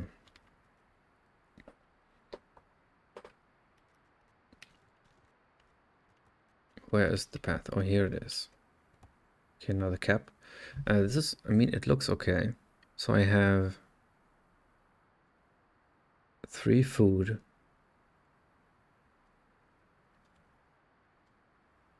So this is also an interesting choice. I can say, okay, imagine there were 2 more items in here. And it was full. Then I would say, okay, I'll keep 2 food items. Just to be safe. Or I could go at it a bit more dangerously and say, okay, I only keep 1. I can look at my health and say, okay, I have to eat 1. Anyways, so I have enough space now if I find something. So this is actually interesting stuff. Don't think it's bad that food doesn't stack anymore. So that's actually possible. Make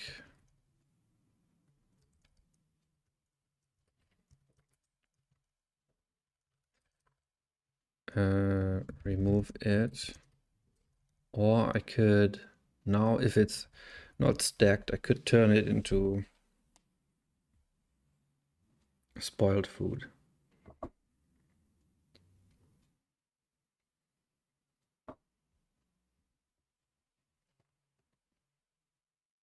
Let's do that.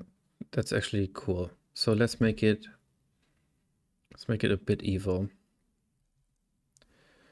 And let's say spoiled food poisons.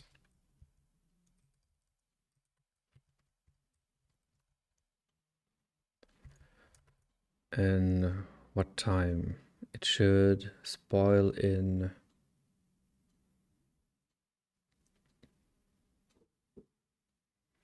maybe the same as the hunger clock.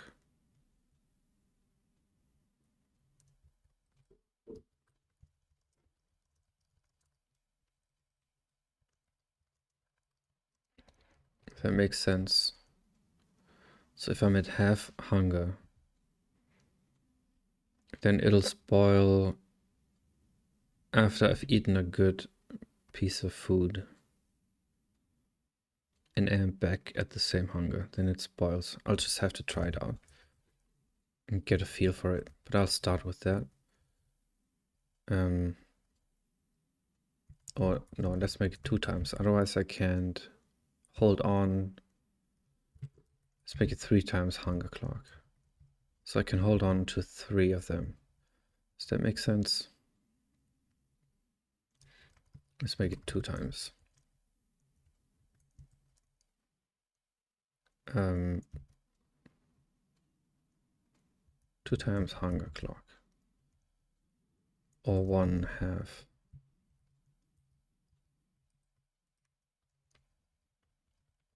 With half hunger clock.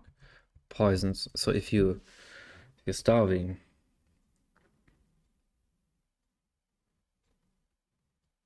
you lose health rapidly. But wait, that doesn't make sense. Then I cure the hunger, but then it still poisons me.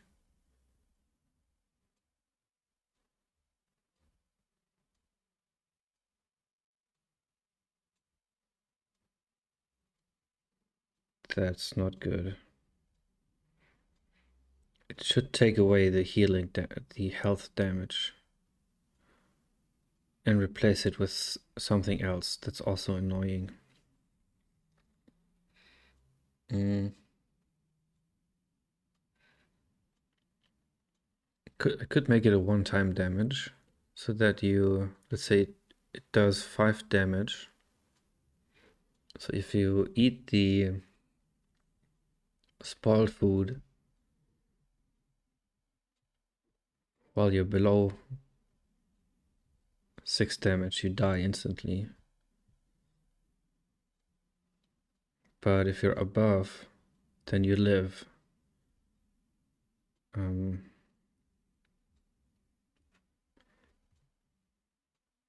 The damage over time is taken away. There's no further damage, but you're at pretty low health. Then it makes more sense.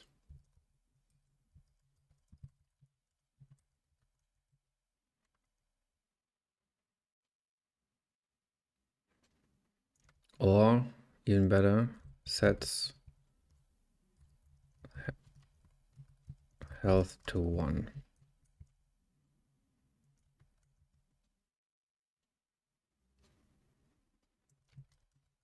That's very clear how the rules are.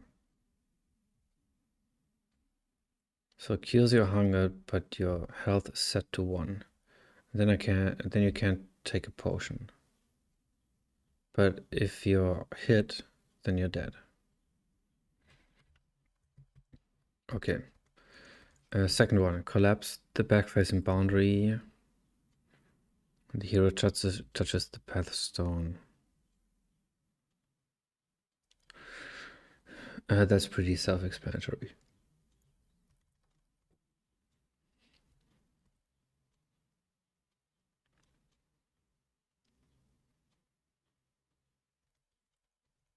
Add sword and sorcery props in the world. I will have to, okay, let's limit the number. Let's say it's 10. And it'll be furniture, tools,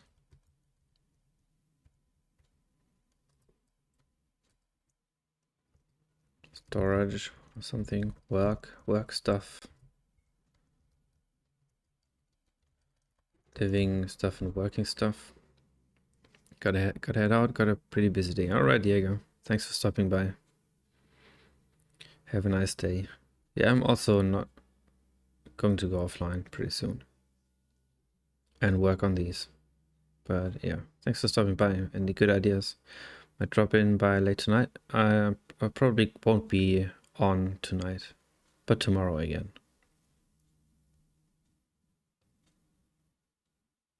Yeah, I'll be working on these tonight off stream.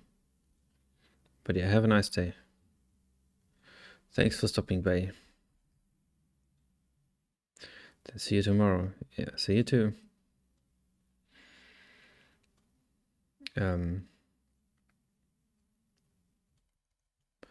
Is 10 enough? I think so. Add back keys for chest, stores, and porches.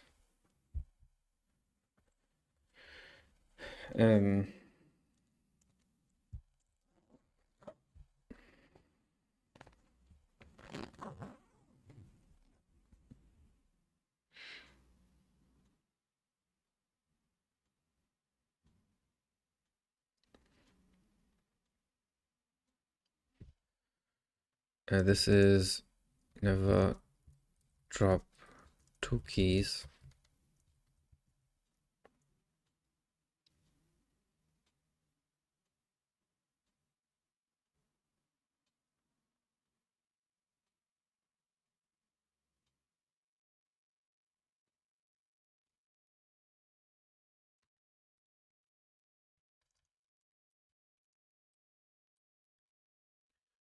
And I'd like a desk.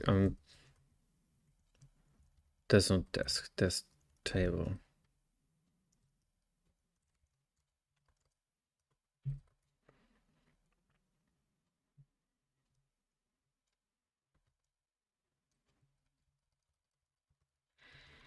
I'll have to remind myself to not bring this into Victorian times.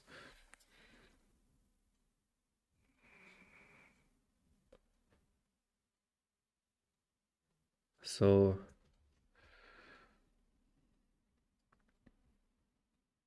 the player can only ever have 1 key, or not sure if that's actually needed, that restriction. Drop seldomly. So what I can't do in this amount of time is tie them to a lock. So I can't have a lock and give the key to an entity or an enemy around the lock. That's too involved for the time I have. So there might be runs that don't have locks at all. That would be bad.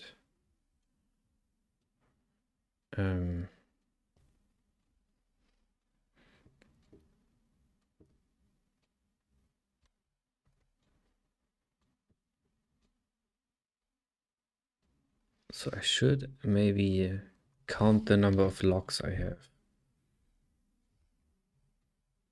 in the path once I've generated it.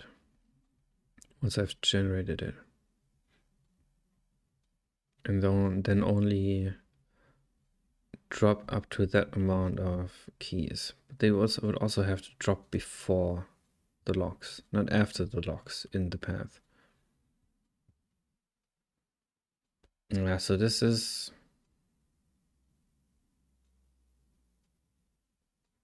not that easy. Or even better. Even better. Okay, this is okay. Let's that's the wrong way of thinking of it.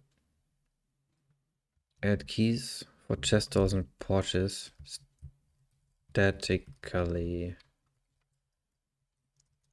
Add locks and keys situated nearby in the world. So that's fun now. So I add the lock to a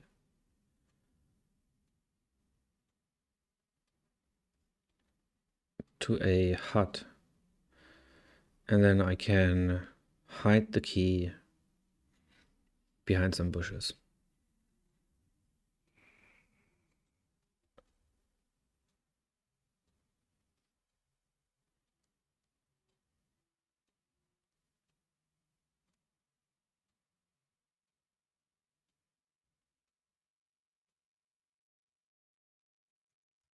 That works, but I can't hide it in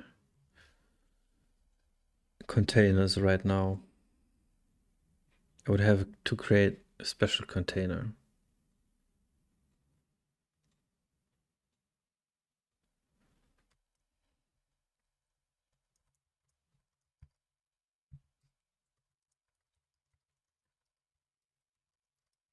That's just one step removed.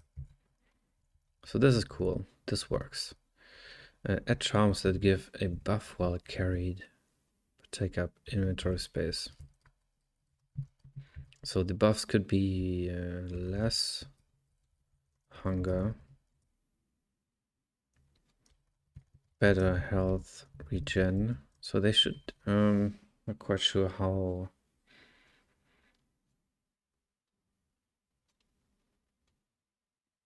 they should they always act on timers, or should they also increase stats, or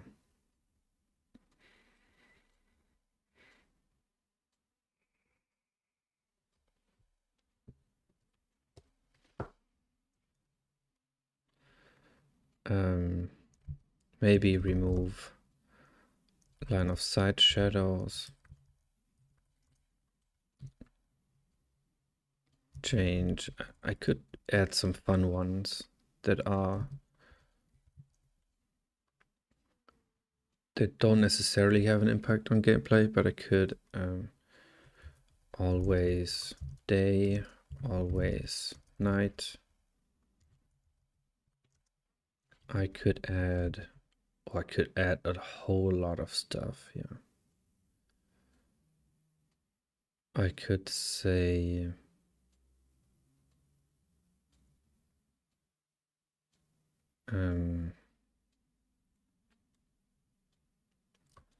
slow skeletons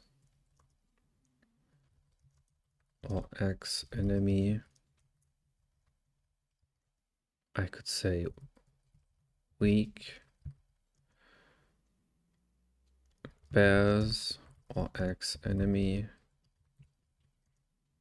I could say X +1 damage. I could say or X weapon.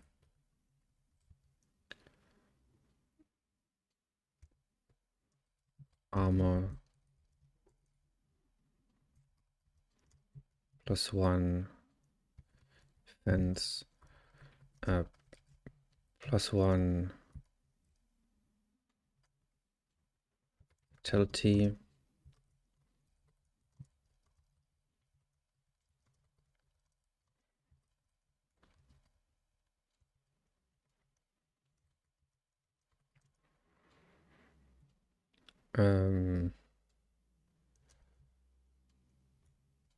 access to swing attack. Oh man, there's so much in there. Spears to piercing.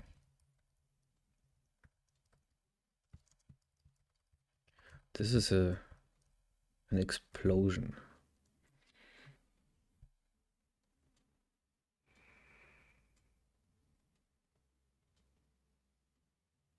This might be the best feature yet.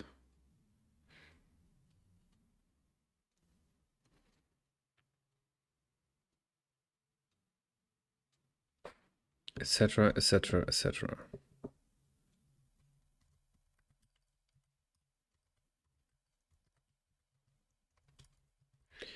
I can't type for the life of me. Add item that can unlock the special moves. So these charms drop seldomly. Oh, I could actually, I could make this pretty awesome. I could say they drop when you destroy a path stone. So if you touch the path stone, right now you get healed, but it could destroy them and leave a charm. And they could even be tiered. So I could have lower tier charms that drop in the lower levels.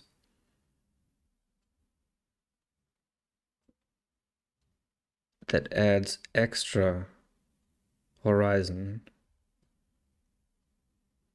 for the players because they know there's one coming. They could have synergies as well. So they could belong to a group. Let's say there are green charms, there are blue charms. Jesus.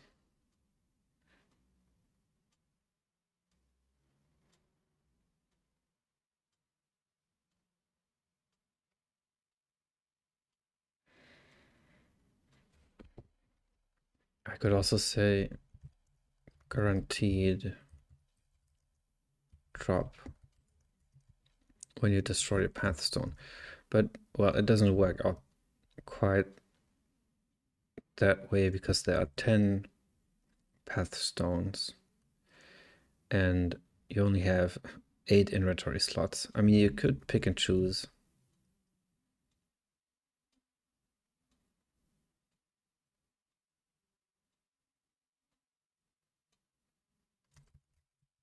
Oh man, this is interesting. This is pretty interesting.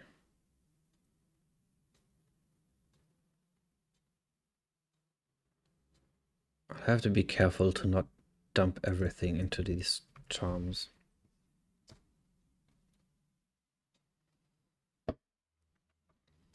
And leave some room for other systems. But while I don't have other systems, I might as well. Okay, add an item that can unlock special moves. That might be that other system.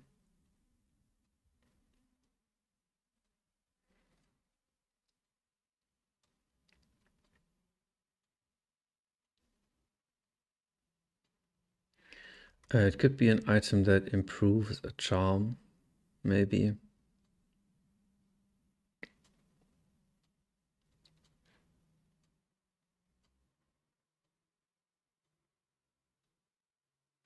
But that may be going too far.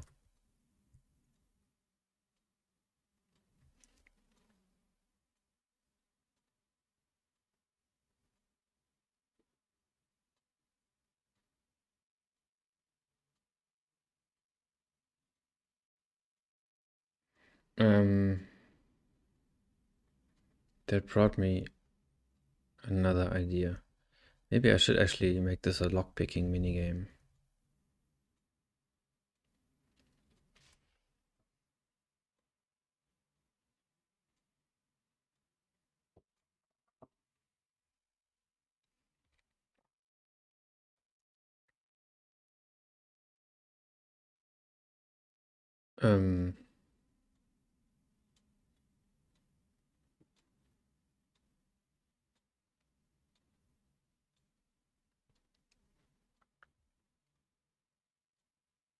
No, let's stick with the keys.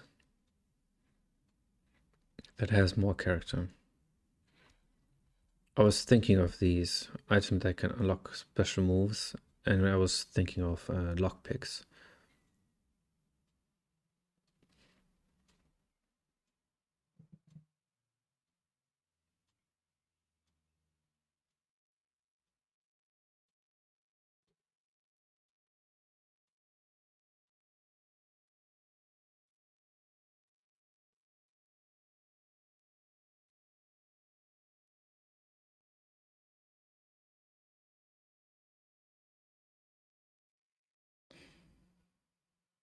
So if I do this, an item that can unlock special moves,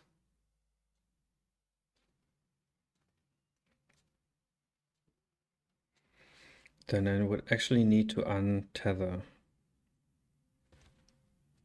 the weapons from the item level again.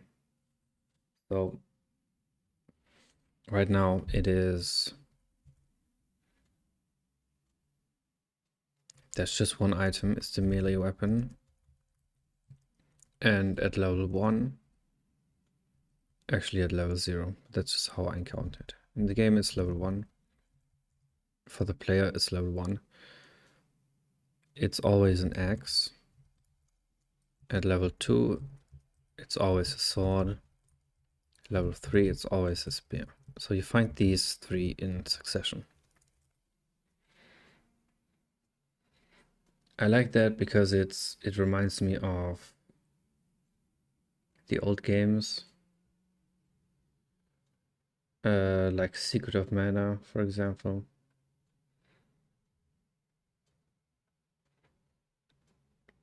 But if I want special attacks, then that only makes sense if they are tiered. So there's an axe, and it has level 1, 2, and 3, and then there's sword 1, 2, 3. There's a spear 1, 2, 3. And that would make more sense with the charms even, because the charms would lock you in to using a special type of weapon. You would basically build your character. And then I could have them unlock special moves by themselves the higher level they are. So make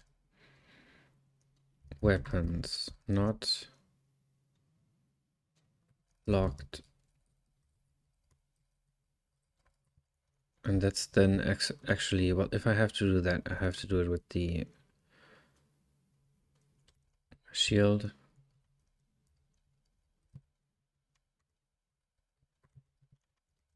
I have to do it with the leather armor. I will have to do it with the mail. I would have to do it with the ring, trinket, ring, and the amulet.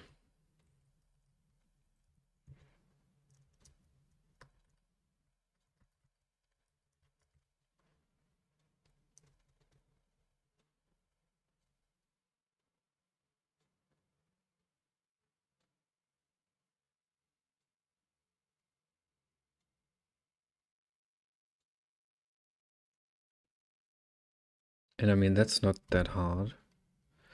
But if I have special abilities here and here and here, then I will need them here and here and here, and here and here and here.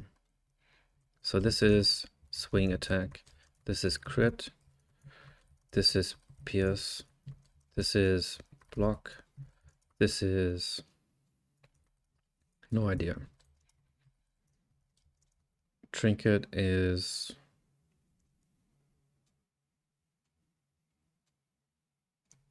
+1 stat. Oh no, that's yeah. layering these as well. So, and this has to be something that increases as well. What's it doing that? So these have to get better at level 2 and level 3.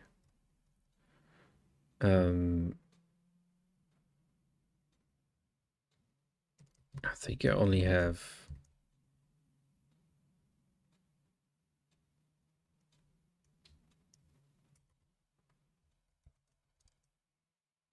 3 weapon levels.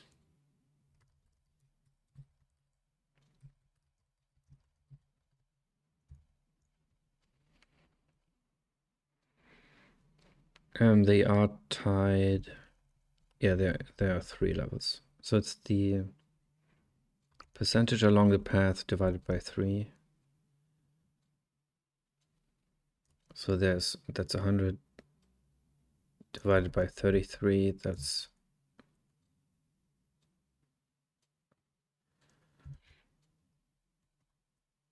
3 levels.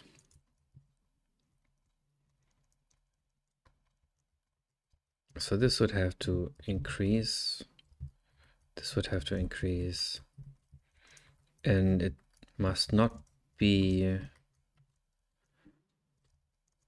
not defense, not stats.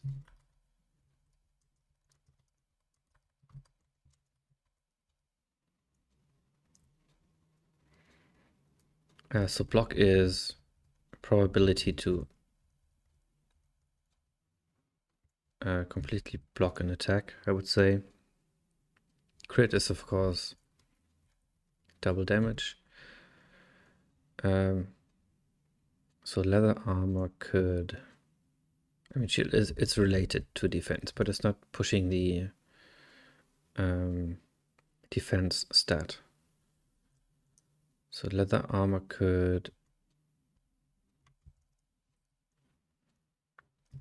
make melee, reduce melee damage, reduce range damage.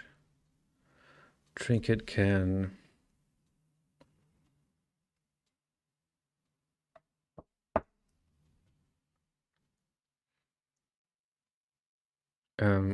wait, why am I here? Let's backtrack. Add an item that can unlock special moves. Actually, I don't need these. Oh, yeah, that's the charms, no? Yeah, these don't unlock with the weapon level. These unlock with charms. Or with this third item.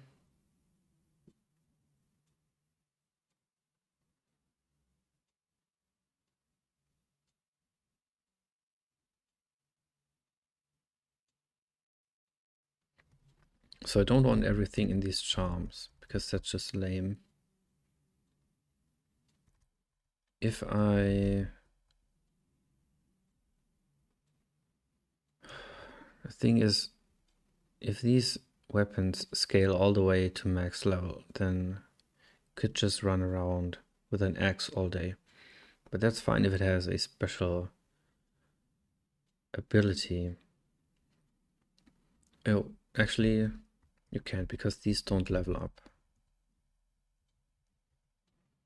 Man, that's complicated. Okay. Weapons don't level up. Weapons can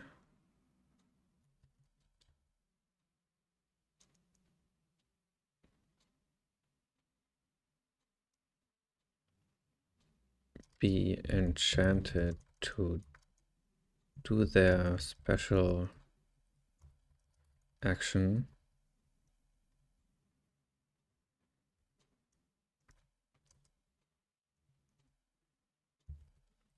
All gear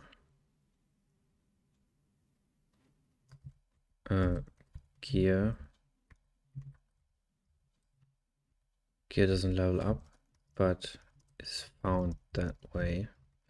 So that means the hero has to switch. If they've been walking around with a axe level 1 and they find a spear level 3, they would want to switch, which is a pain because you might have charms that don't match. And there might need to be a way to change the charms, or they should. Yeah, I think that's these binding the charms to weapons is not a good idea. So let's remove this and this. I might entangle them later, but for now let's keep them completely separate. So this is then something entirely different. Add an item that can unlock the special moves. Okay, that's the enchanting. That's exactly what this thing said. So I arrived back at it. Our gear is all items, or gear items have their own 3 levels.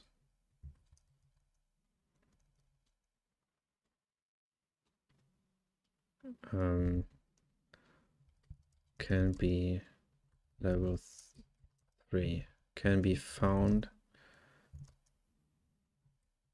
with, well, that's still not clear. Okay, items found in level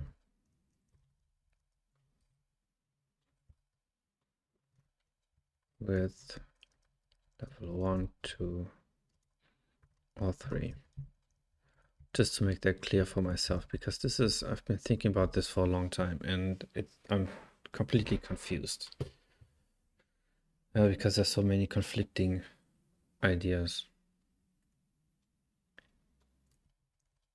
So they can be enchanted. But how? And how do I do it without adding a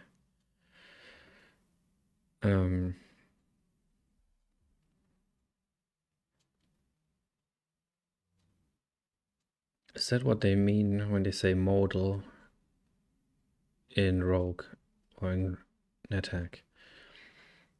I don't want to be there to be a pop-up. If you see, let's call it an enchanting scroll. If you press on it in the inventory, I don't want pop-up to open up that says, okay, which item do you want to enchant?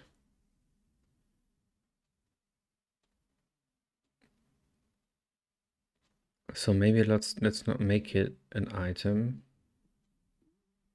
Well, it should be an item. Maybe something you trade in somewhere. And then you get a better enchantment. Then you get the item enchanted.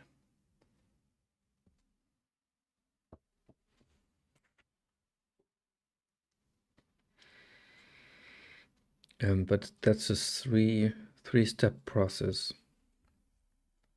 Let's say there's an altar. You put your item on the ground.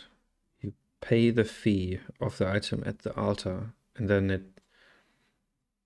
gets enchanted.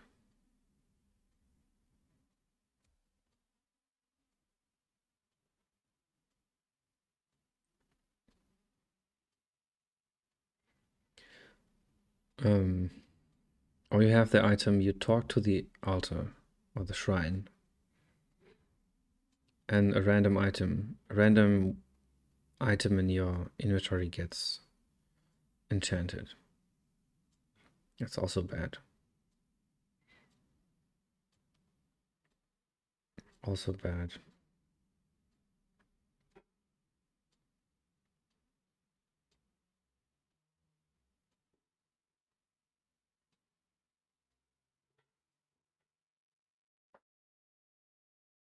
What if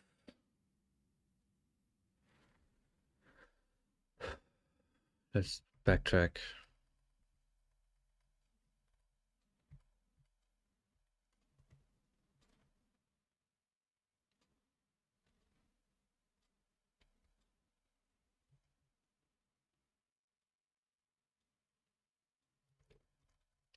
Let's backtrack.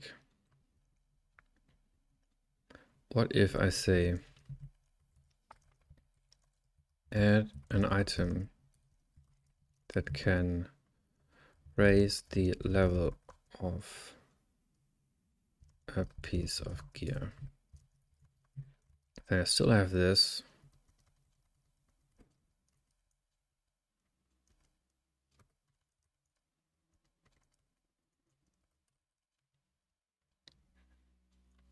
This is tied again to the level.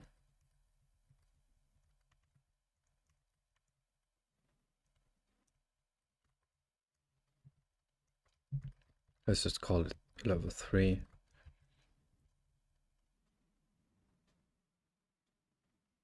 And I give the charms back the weapon modifiers.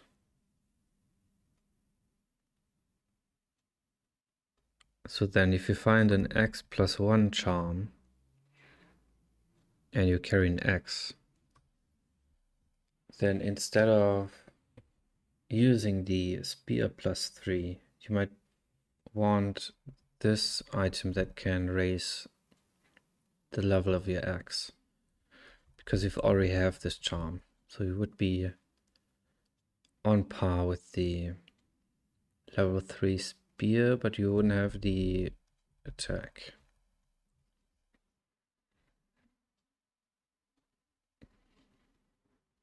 But even if I remove the special moves, special things, then this still works. I still have charms that specialize in one weapon or armor, so this would be mail. And you would still want to raise an item's level.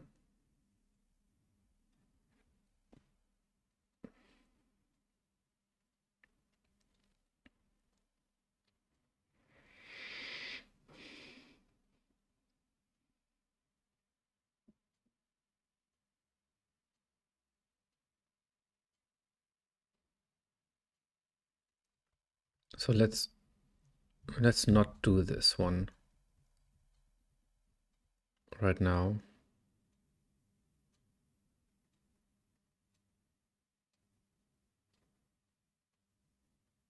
But I could experiment with adding these special moves to the items. So I will probably make the items distinct.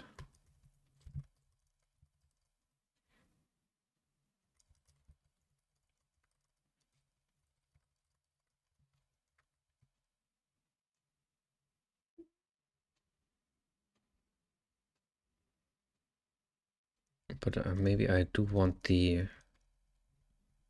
special attacks to actually be enchantments. Or or even better. Let's make this level 4.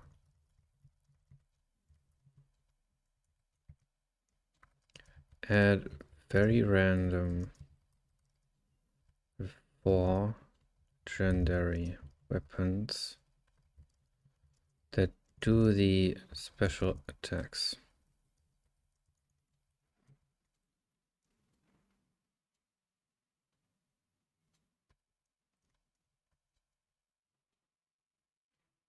It's even very rare, I meant to say. So that's actually not even better.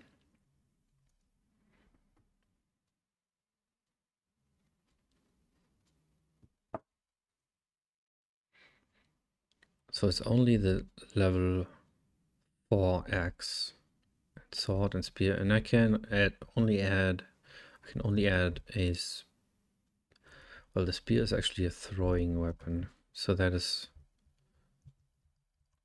stone. I can only add a very special mail armor.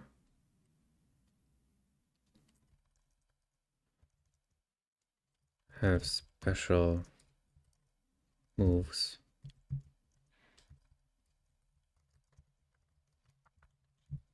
Sword, and yeah, that's it then.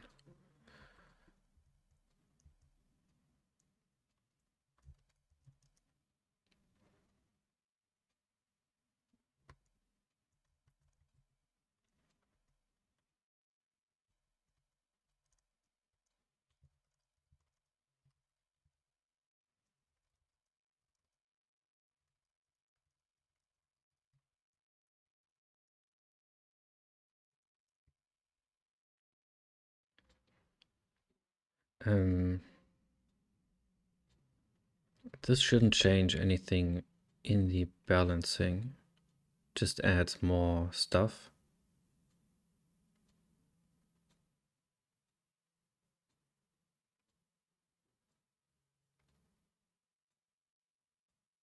I could still group this.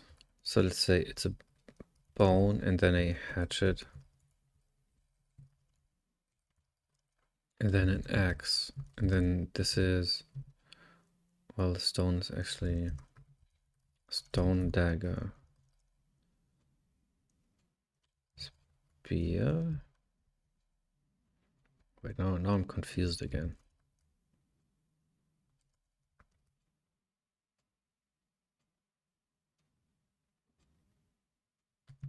Yeah, this is actually...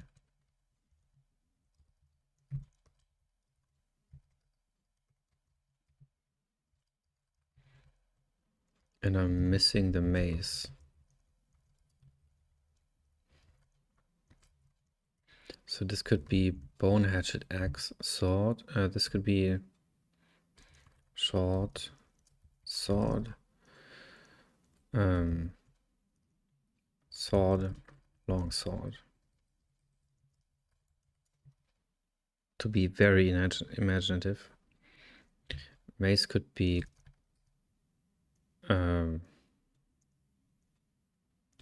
club, mace, scepter,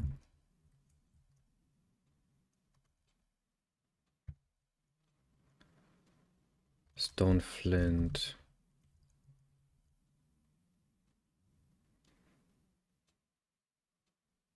no idea.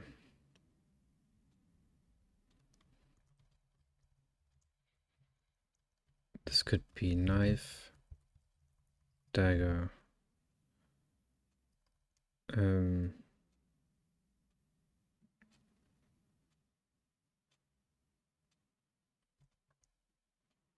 I don't like that actually.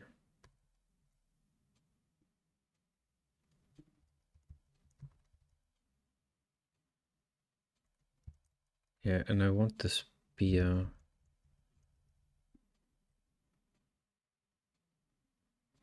Yeah, spear, mace would be gone. I'm conflating. Spear would be staff, maybe, or stick, pole, spear, or spear, and then what are they called? Lance. That sounds good.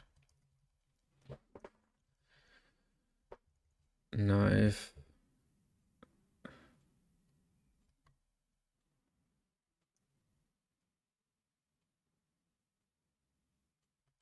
Shiv, knife, dagger.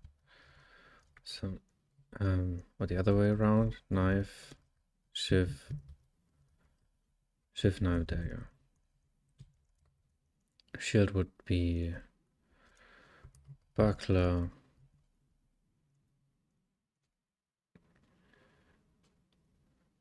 or it would be board, buckler, shield, maybe, not sure. Oh, then I have to split these as well. Okay, that's going too far anyways. So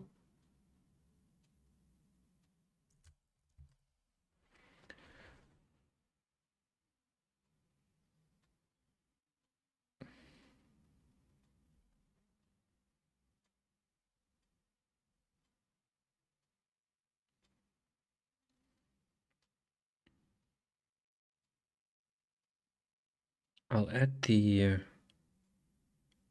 legendary weapons and make these distinct. Yeah, and the legendary weapons have the special moves. But I can actually do that later as well. I just have to remember that this is the next step. And then I can have charms with X +1. And the player might be lucky and find X's throughout their run. I'll have to look at the inventory space. Might get pretty cramped. And the player might only be able to carry 1 or 2 of them. But it would be fun to see if you could make a unarmed, basically a naked run with just charms. That would be awesome. I should maybe make that a goal. Different ways of playing it. As a way to test it. But that's, yeah, I mean, that's... Start with ones that are easy to balance.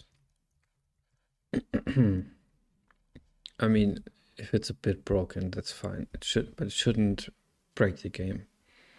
Should find a charm at level 1 and just bulldoze over everything. So, but I think that's good. Those are the next 3 days. I'll double check my to-do list to see if I haven't forgotten something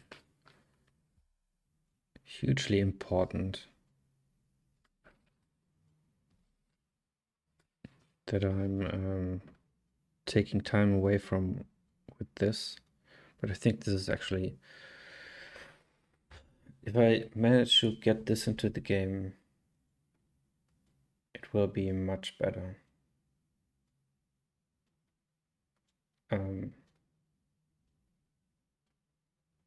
Not that it was bad, it just was not as far along as it will be when this is done.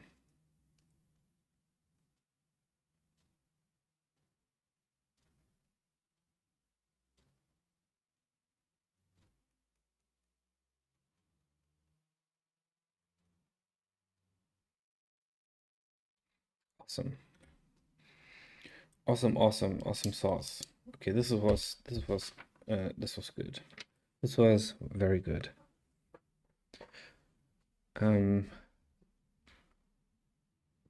That is a good path forward. I think I couldn't spend the next 3 days better than with this.